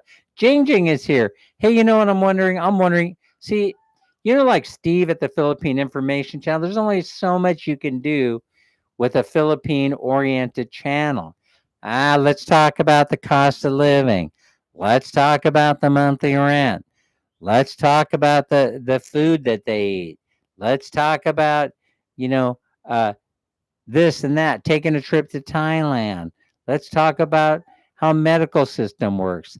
Let's talk about how and then after you're done doing all that crap, there's nothing else to talk about. You're just going in a circle talking about it again. The guy who's really got a twist on it though is Mike. I think I don't want to misquote the name of the channel. The guy who's put a nice twist on it, who realized that the view counts were tanking, right? Mike's Philippine Journey. Mike, Mike, I think it's called Mike's Philippine Journey. Now I've run into him a time or two. You wouldn't remember. He's a big YouTube superstar, right? Who has shown up in Cebu, and that's where Man Minnie and I have run into him a couple of times at Ayala, where all the big stars, all the big YouTube stars hang out. And but he's put a little bit of twist on there. Mike and Janet. I don't know if he's called Mike's Philippine Journey with Janet. That guy. But listen, he looks pretty vibrant. He looks pretty vibrant and viable. I mean, he looks alive when he's doing his video. You have to be, in order to get those views. But I think he started noticing the same thing that I did on mine and other channels. It started to tank. It's starting to tank, not only because of the Christmas season, that's expected. You have a decline that happens every season, right? It goes, well, for a lot of us, it was a tailspin just when numbers were starting to creep up. I said, well, I gotta figure something out here. I got to figure out how to get those watch hours up. And I got to come up with some different mojo. But really, 80% or 89% of my channel are Filipinos, but they're not only Filipino, they're married Filipinas. They're partnered up. And see, that's different. I made an effort to appeal to that clientele. And they're also in the 25 to 35 age range. And I think that happened. Because they're the consumers. And so I actually directed my channel. I went that direction because the Philippines is going to probably overtake most countries in economic growth. And it's going to happen sooner than they're predicting, I believe. So Dan said it here first.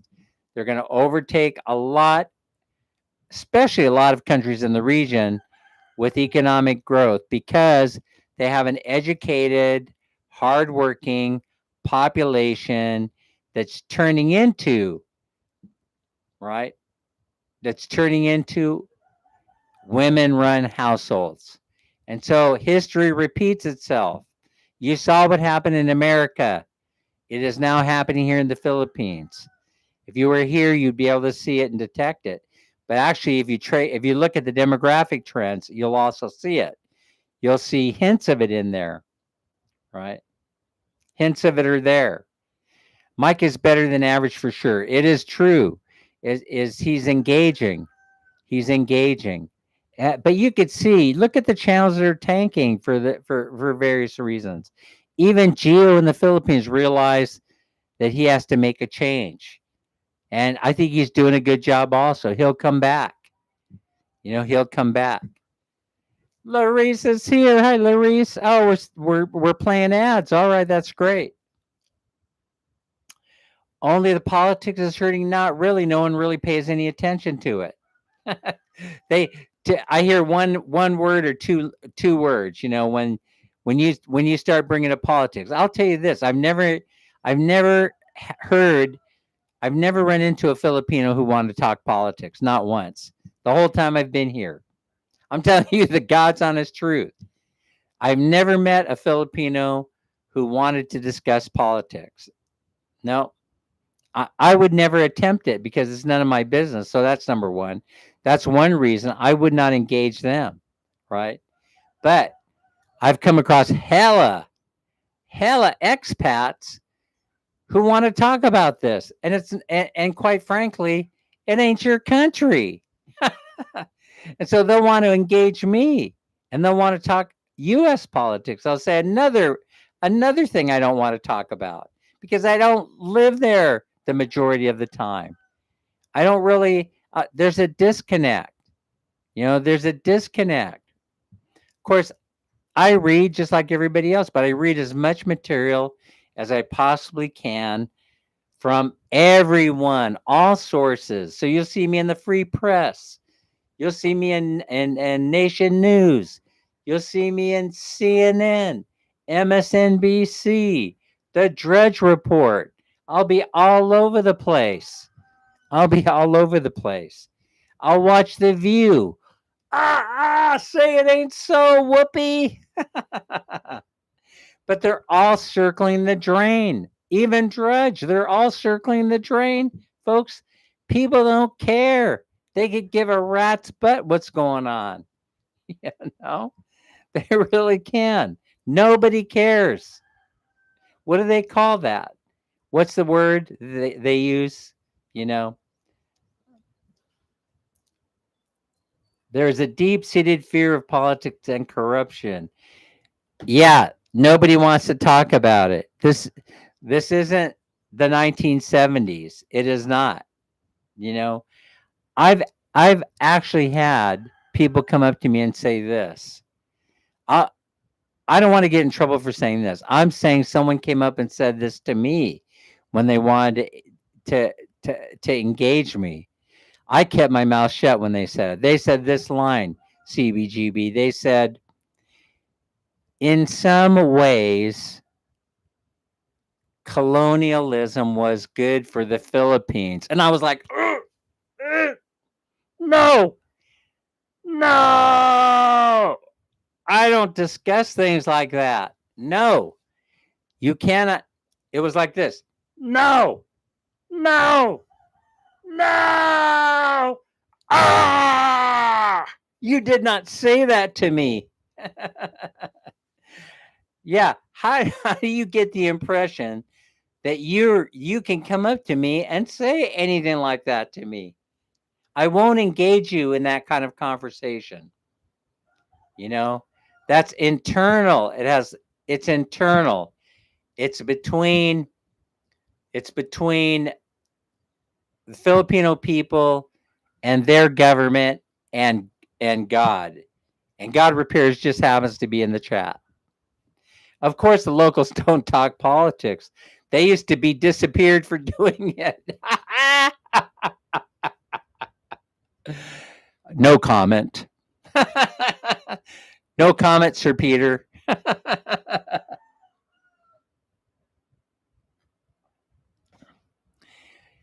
Yeah. So anyway, but I will say this, right? How much are you willing to critique a country that has the educated, elevated workforce that they have, who's at the perfect age for economic growth, whose economic growth rate is 7%, and it has been for the last 3 or 4 years, with the exception of the global pandemic. In other words, The proof of how things the proof of how things were run are in the pudding, you know, or are being run. They're in the pudding. And that's in the economic growth numbers. I mean, I'm just telling you that's the way that I view it. The Beatles, oh, they were. The Beatles, not the Beatles, way back in Manila. Yeah, they snubbed the shoe lady. you know, so I stay away from it because it's none of my business. And I stay away from U.S. Politics also. There's no point to it. I live over here, the majority of the time. There's no point to it. Things happen the way they're going to happen. You know, uh, are people going to, get out there, and is it going to become 1960, the 1960s again? Yeah, quite possibly can become that. And that's because the next couple of generations have no interest in serving our country. They have no interest whatsoever. My kids served, you know. Uh, I'm proud of them. I'm proud of them. But they don't want to support. If you talk to them, they just don't want to support the military-industrial complex. And I'm not saying this is a good thing or a bad thing. I'm not saying anything. I'm just pointing out, what they talk about. They say, "Oh no, I'm not going to support Grumman Aerospace. I'm not getting out there and supporting the building of munitions so that we can rain down on people." No, I'm not into that. So go look at that. Go look at those numbers. Tell me what our future looks like. It's drone city, baby. It's drone city. It's robots. It's robot attacks.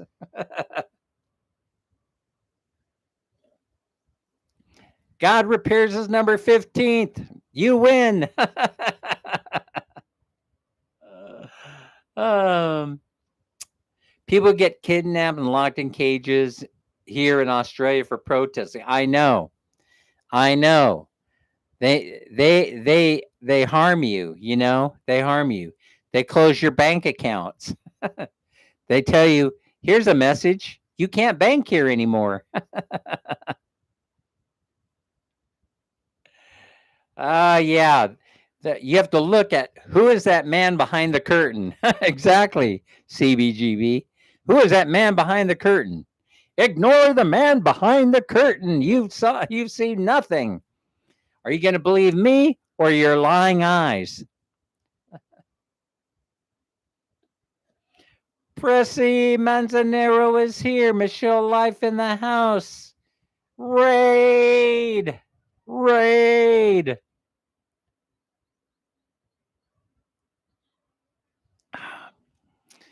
All right, so I spoil myself, and quite frankly, one of the reasons that, aside from that I just happen to be married to a woman who's here from this province, who has strangely enough adapted extremely well to her new life. you know, One of the reasons is because you don't want to be in a declining economy during your retirement years. It's a very simple thing to understand.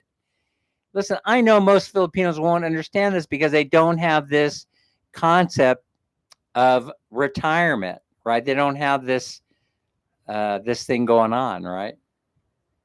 Oh my gosh. You just reminded me that I just reminded myself, I guess, by talking about that man Minnie has to make her semi-annual contribution to Social Security, and so they don't have most. So unless you're working for a governmental agency or an employer, they most Filipinos don't have the money and don't know that they can voluntarily contribute to the national Social Security system so they can get it back when they turn retirement age 60 here in the Philippines. And then Mamie discovered that she has to make 10 years worth of contributions, and then she can start drawing her money out just like she is going to be doing when she turned age 67 or age 70 in the United States. So she has dual citizenship, which gives her certain privileges.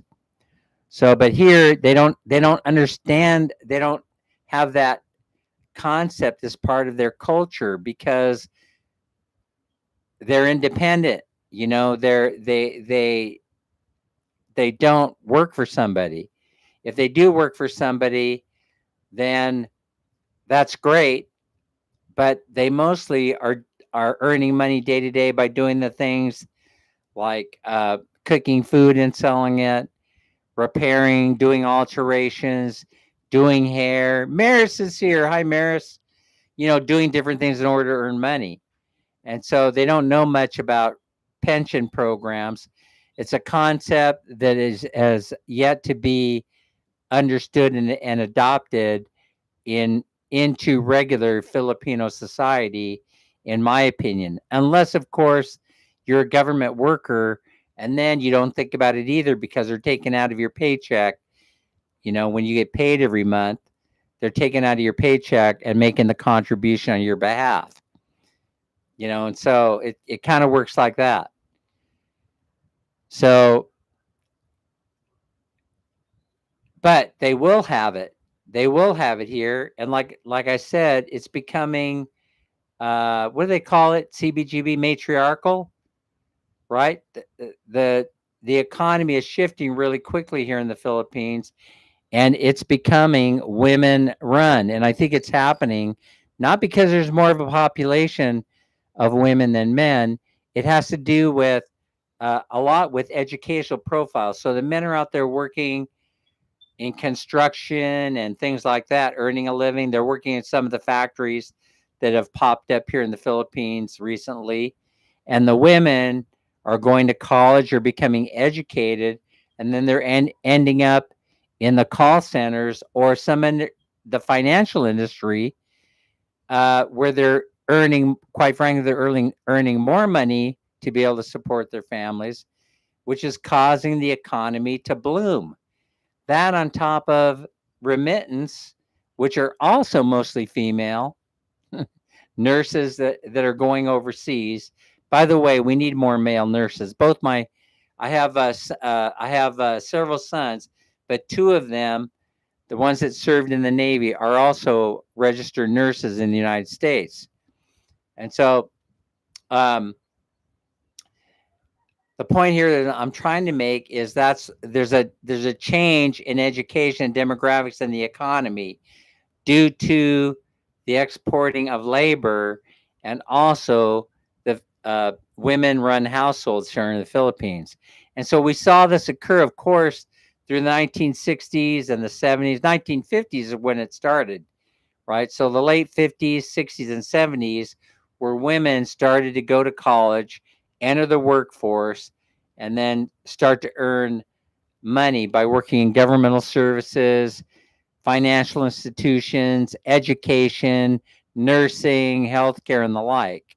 And that's what's happening here in the Philippines.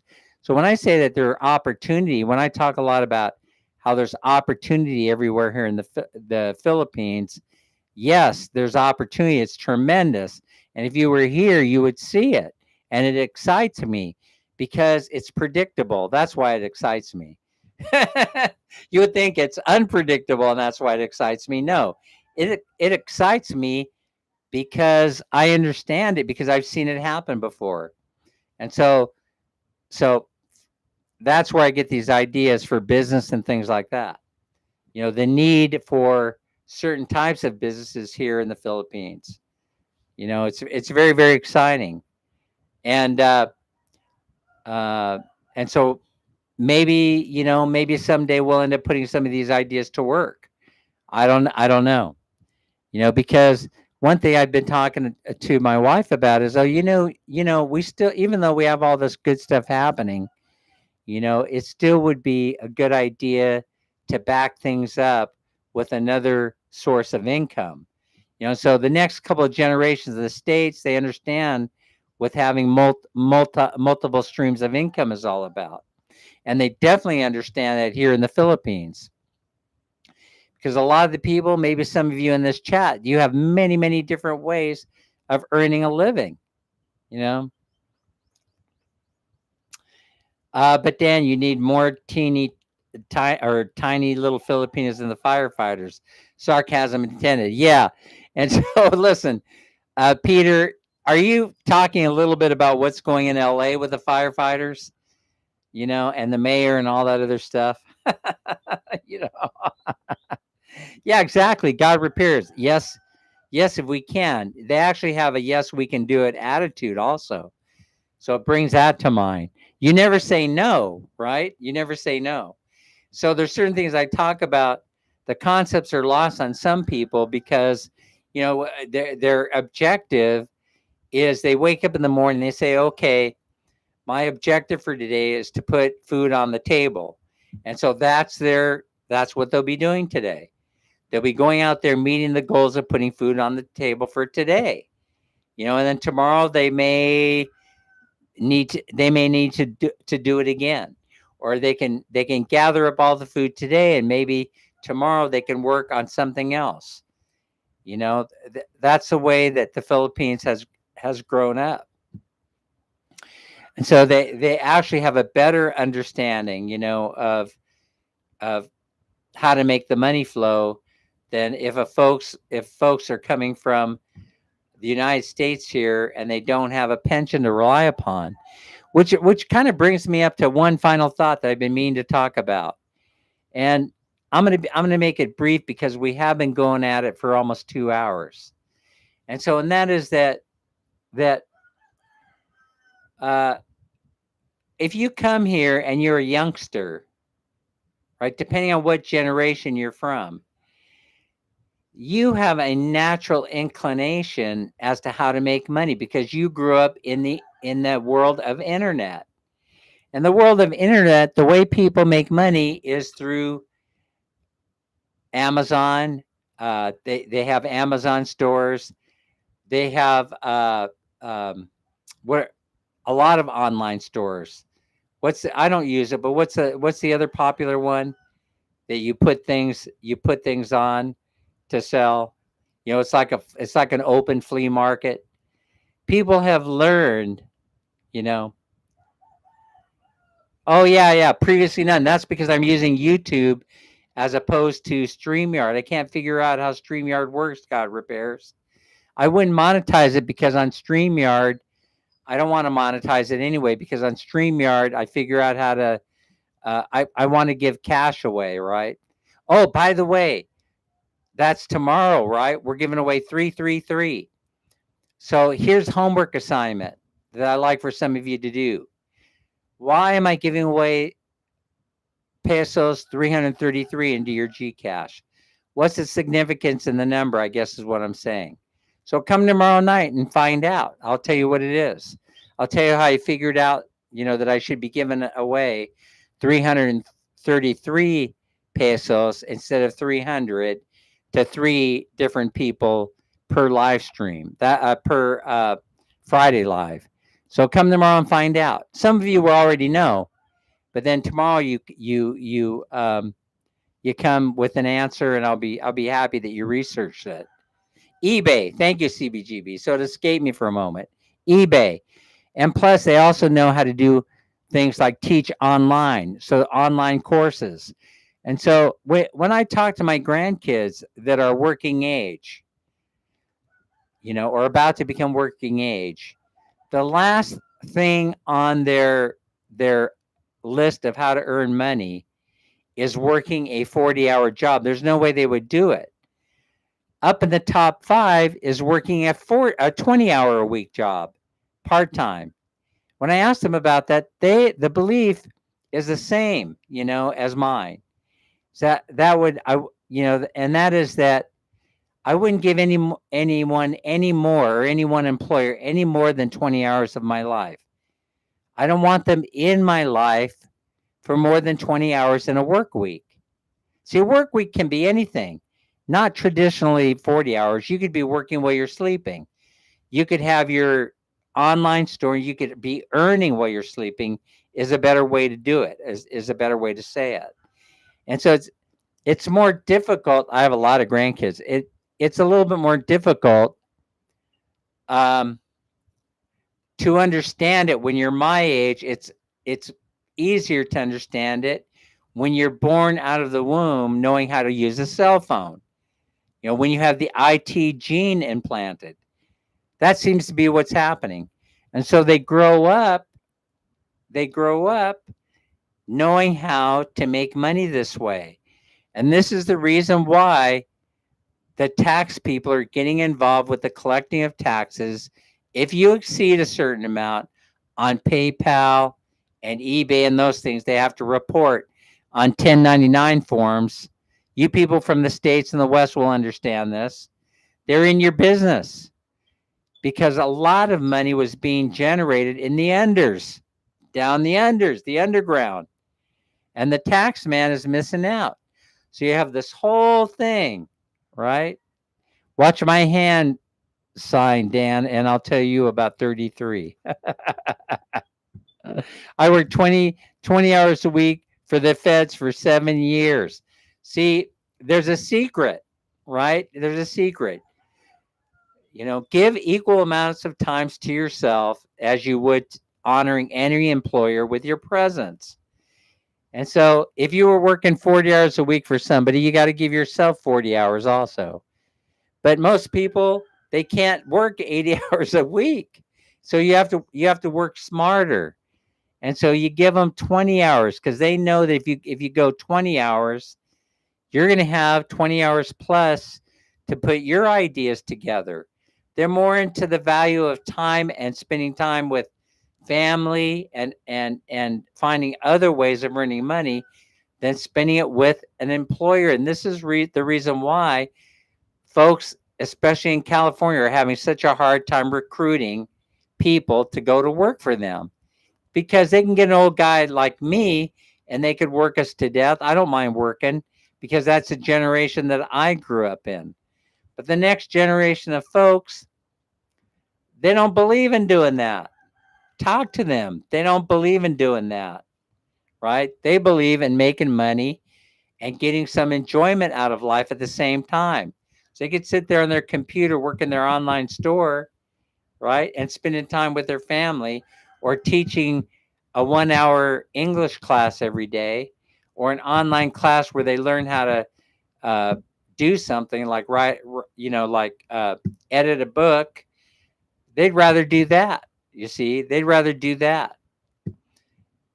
But here's how other people are doing it at CBGB. I never could last 40 hours a week. No, you probably could last 40 hours a week. You just couldn't do it working for one employer. So the workaround, if necessity calls for it, is you divide your time between many employers. So that means that instead of having, one job where you're working 40 hours a week, you have 3 jobs where you're working 20 at one, 10 at the other, 8 at the other, 5 at the other. And employers are going to appreciate you for this because sometimes they only need somebody for the lunch rush. They only need you at McDo for that 2-hour lunch rush between 12 and 2 or 11 and 3. And it's hard to find somebody to plug into that. But I'm telling you, that's one of the secrets. I'm telling you, that is one of the secrets. That's the secret to happiness. And so your manager, who turns out to be a moron, right? You could tolerate if you only worked 2 or 3 hours a day for them. And then you go to the next gig and you work 2 or 3 hours for them. And then you're able to tolerate them. And then you come home with a great big smile on your face. And why are you smiling? You're smiling because the joke's on them. It's not on you. You have life all figured out. You're smiling because your manager yelled at you today and you're coming home laughing at him. You're laughing because you realize that he's the fool. You're not the fool. He could yell at you all he wants or she wants, as long as it's only for 2 hours a day, because that's all the time you've given him in your life. See, you're the one that has control. You're the one. It doesn't matter if you're in the Philippines or if you're in the States, or you're living anywhere else in the world, right? That's what I'm saying. That's how you grow. That's how you become wealthy. If you spend too much time working for these yahoos, how are you ever going to get rich because you're working for them? That's that's the whole point I'm trying to make. It's worked for me, and CBGB is saying it's worked for them, and it works here for most of these people that are working, that are in the chat today from the Philippines, because that's how they run their lives. I know a little bit about a couple of you here. I know a little bit about Anna May. Anna May's got mojo. She's got some action going. See, I already know this about you. I already know this because I know you've been kind enough to let me into your lives a little bit. And I really, really appreciate that. So I know how this thing works, right? So for example, I have a friend. Who he says, I have a time issue, right? I have a time issue. So I said, what's the problem? Well, when you're living in Manila, it takes, so depending on traffic, if you're depending on public transportation, which most people are, it can take hours to get from point A to point B.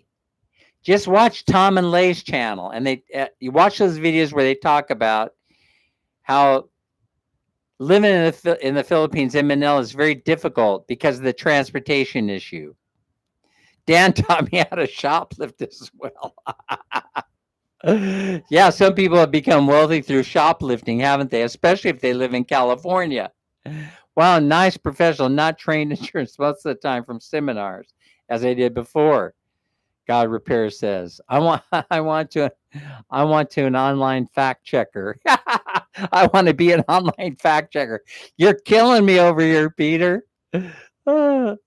Yes. So here's the thing, right? He comes to me.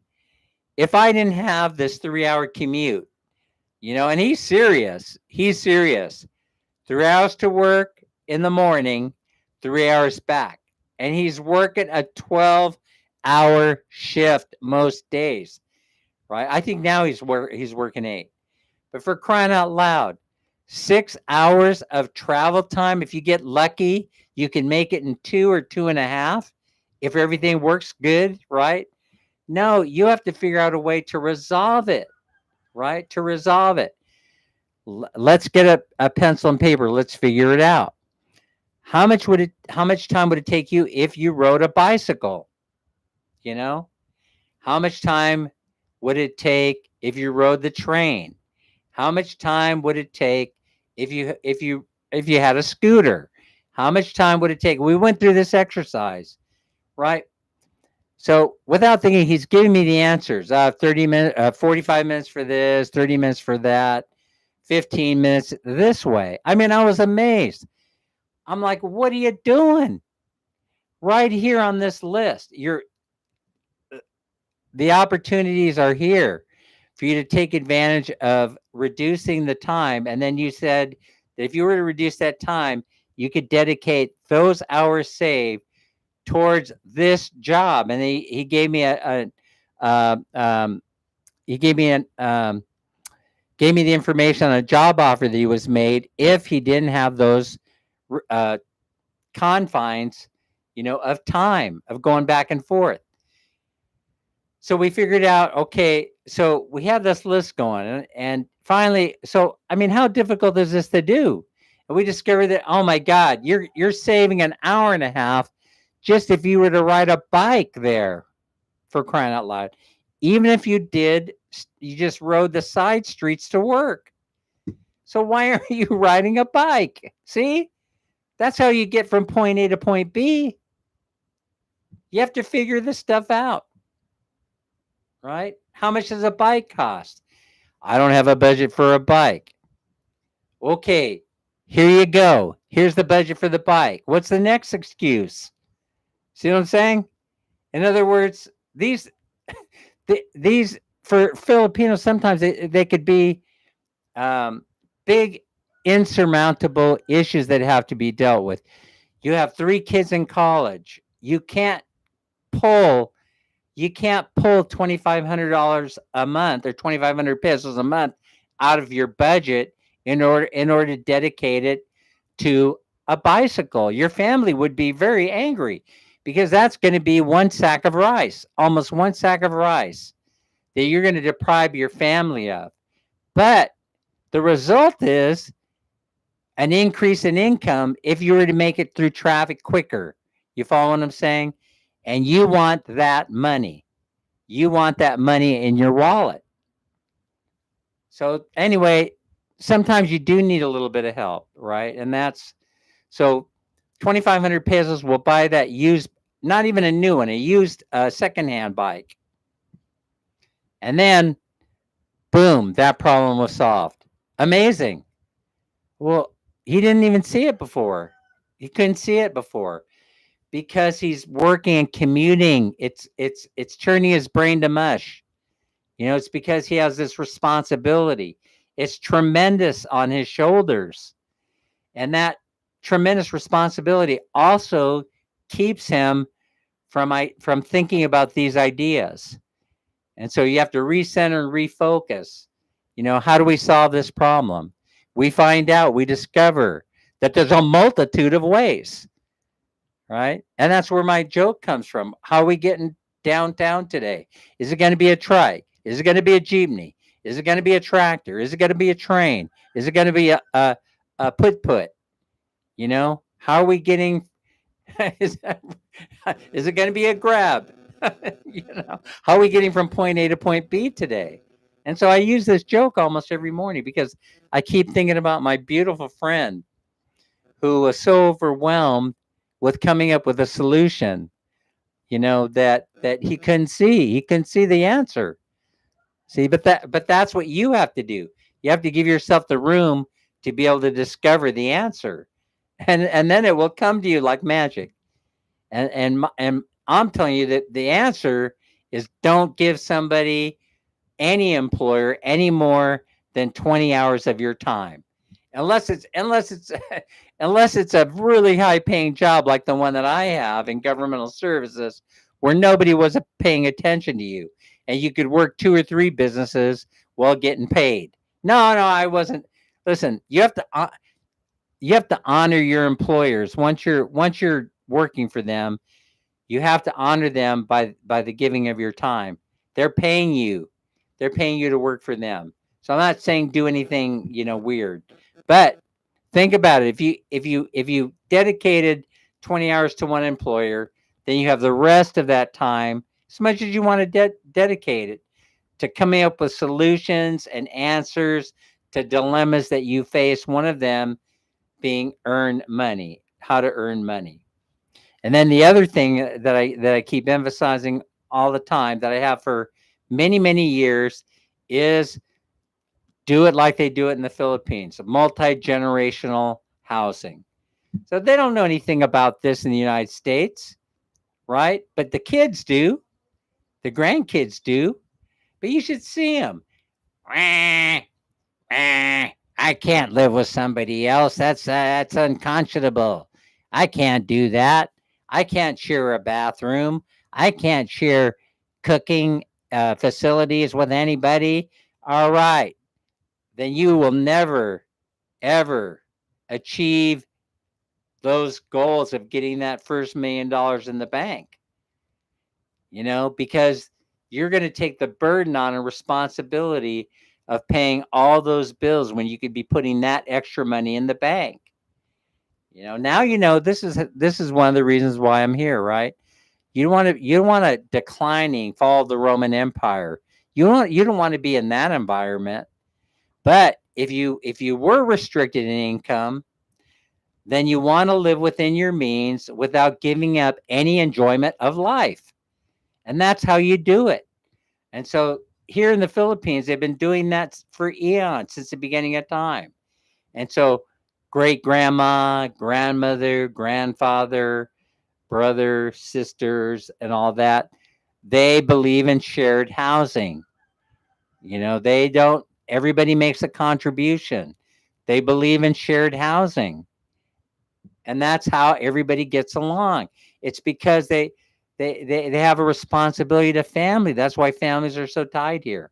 But the United States and other Western countries, they're anomalies. That's not the way the majority of the world works, is like that, like it does here in the Philippines. Go to India and find out. Go to Cambodia and find out. Go to Thailand and find out. It's not all about the self, self, self, self, self. It's about sharing and caring.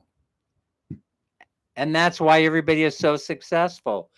Where one family member is deficient in one area, the other family member fills in that void. See? That's a trend in cities, sir, Dan, especially those at Airbnb. Yeah, but Airbnb is going away. See, they're not making money like they were, because they lost sight of their original business model. Right? As long as you don't lose sight of your original business model, you'll continue to be successful. Otherwise, that CEO of Airbnb wouldn't have taken the money and ran. He wouldn't have cashed in half of his stock, saying, "Oop, I better get while the getting's good. This whole thing is turning into a big pile." It's happening in downtown Sacramento. They've taken the government buildings and they've turned them into micro apartments because they want to feed in. They want to go the other way, individualism, and they're making a mistake. It's communal living is the answer. It is not individual. It may work in the big city. It may work. I don't think it's going to work so well in the place like Sacramento. Well, they're micro condos. They're the Philippines figured this out a long time ago. So that's why they're 22 and 23 square meters in places like BGC. They're maximizing the amount of return on their investment they can make. Right, return on investment (ROI).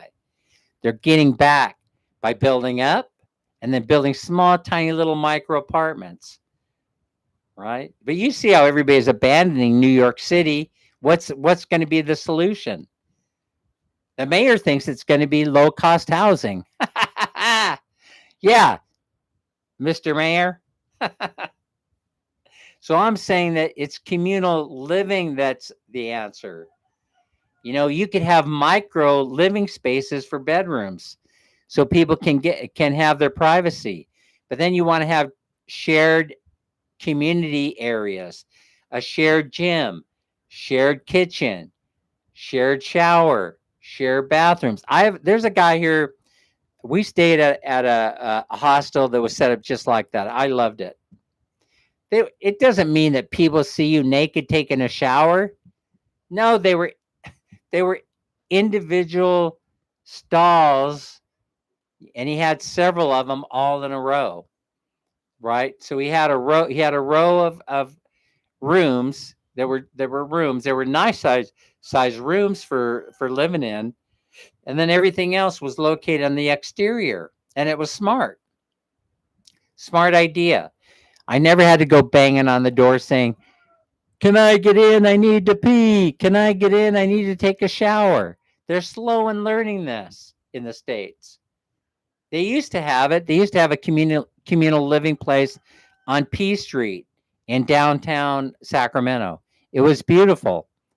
It was beautiful. It no longer exists. It was cooperative housing. So it's needed by people they're going to be transient. God repairs knows this. They're going to be moving around a lot. The best kind of idea that I could share with you, similar to the Airbnb idea, God repairs, is this.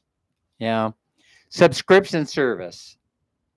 So if you want to move from California to New York, you don't have to renew a lease.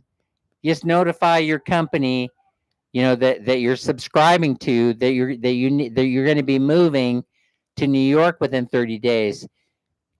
Can you place me in one of your places in New York? And then they go to work finding the place for you. That's how it's going to be. And then from New York, you decide to come back to Las Vegas. So you say, "Okay, I'm going to go to Las Vegas and live." Right? And so you call your subscription service and say, okay, I'm going to be showing up in Las Vegas. And they say, okay, we'll have a place for you ready to go. That's the future of the entire world, because people don't want to stay in one place. Not if they live in the States.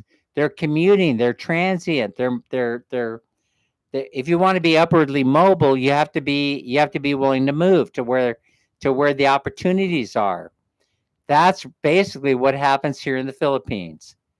So you'll have one of the household members would say, "Oh, I got a job working overseas in Dubai," and away they go. But the whole family doesn't move, and then that person ends up sending money back home to support the family.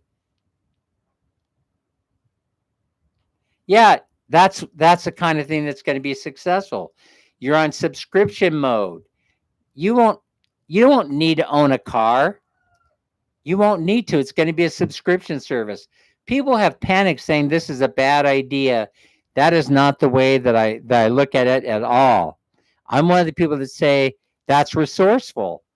It allows me to keep my money in the bank. I need to be saving this money so I can take advantage of other opportunities. And this gives me this opportunity to do that. It shows me the way. It's a roadmap. See, I know many people where they said, come build a house here in the Philippines, where they said they were having a problem with housing, and their relatives went to them and said, listen, I have this piece of land right here behind the back 40. Build your house there. Boom, problem solved. Right? They build a combination of a modern bamboo house. I think Jason is building one now. If you want to go, Jason on Facebook, he'll do live streams now and again. Go take a look at what he's doing. See, go take a look. You'll learn from it. You'll learn from it, and that's the way the majority of the world should be living. You know, they the people who are the haves, they share with their family members. They say, okay, I've got a heck acre here, and you could build a house here. You could build your house there. You build yours there, and or we'll add on to this house, and that's how people live. And so they take advantage of. They don't exploit the resources. Is the point I'm trying to make. Well, even in God repairs. Where's CBGB? Even in Las Vegas, we did this when I was living there. Even in Las Vegas, right? I ran my life like this. So what ended up happening is uh, rents were too high. I ran into a man who had a nice family, 4 people living in the house. They all worked and contributed to the household. And I was telling him one day, I'm having a problem finding a place to live, and he said to me, Dan, I have a master bedroom upstairs ready to go for you. Why don't you go rent that? And then he gave me a deal on that. I didn't have to go look for an apartment. I didn't have to go, uh, you know, rent a house.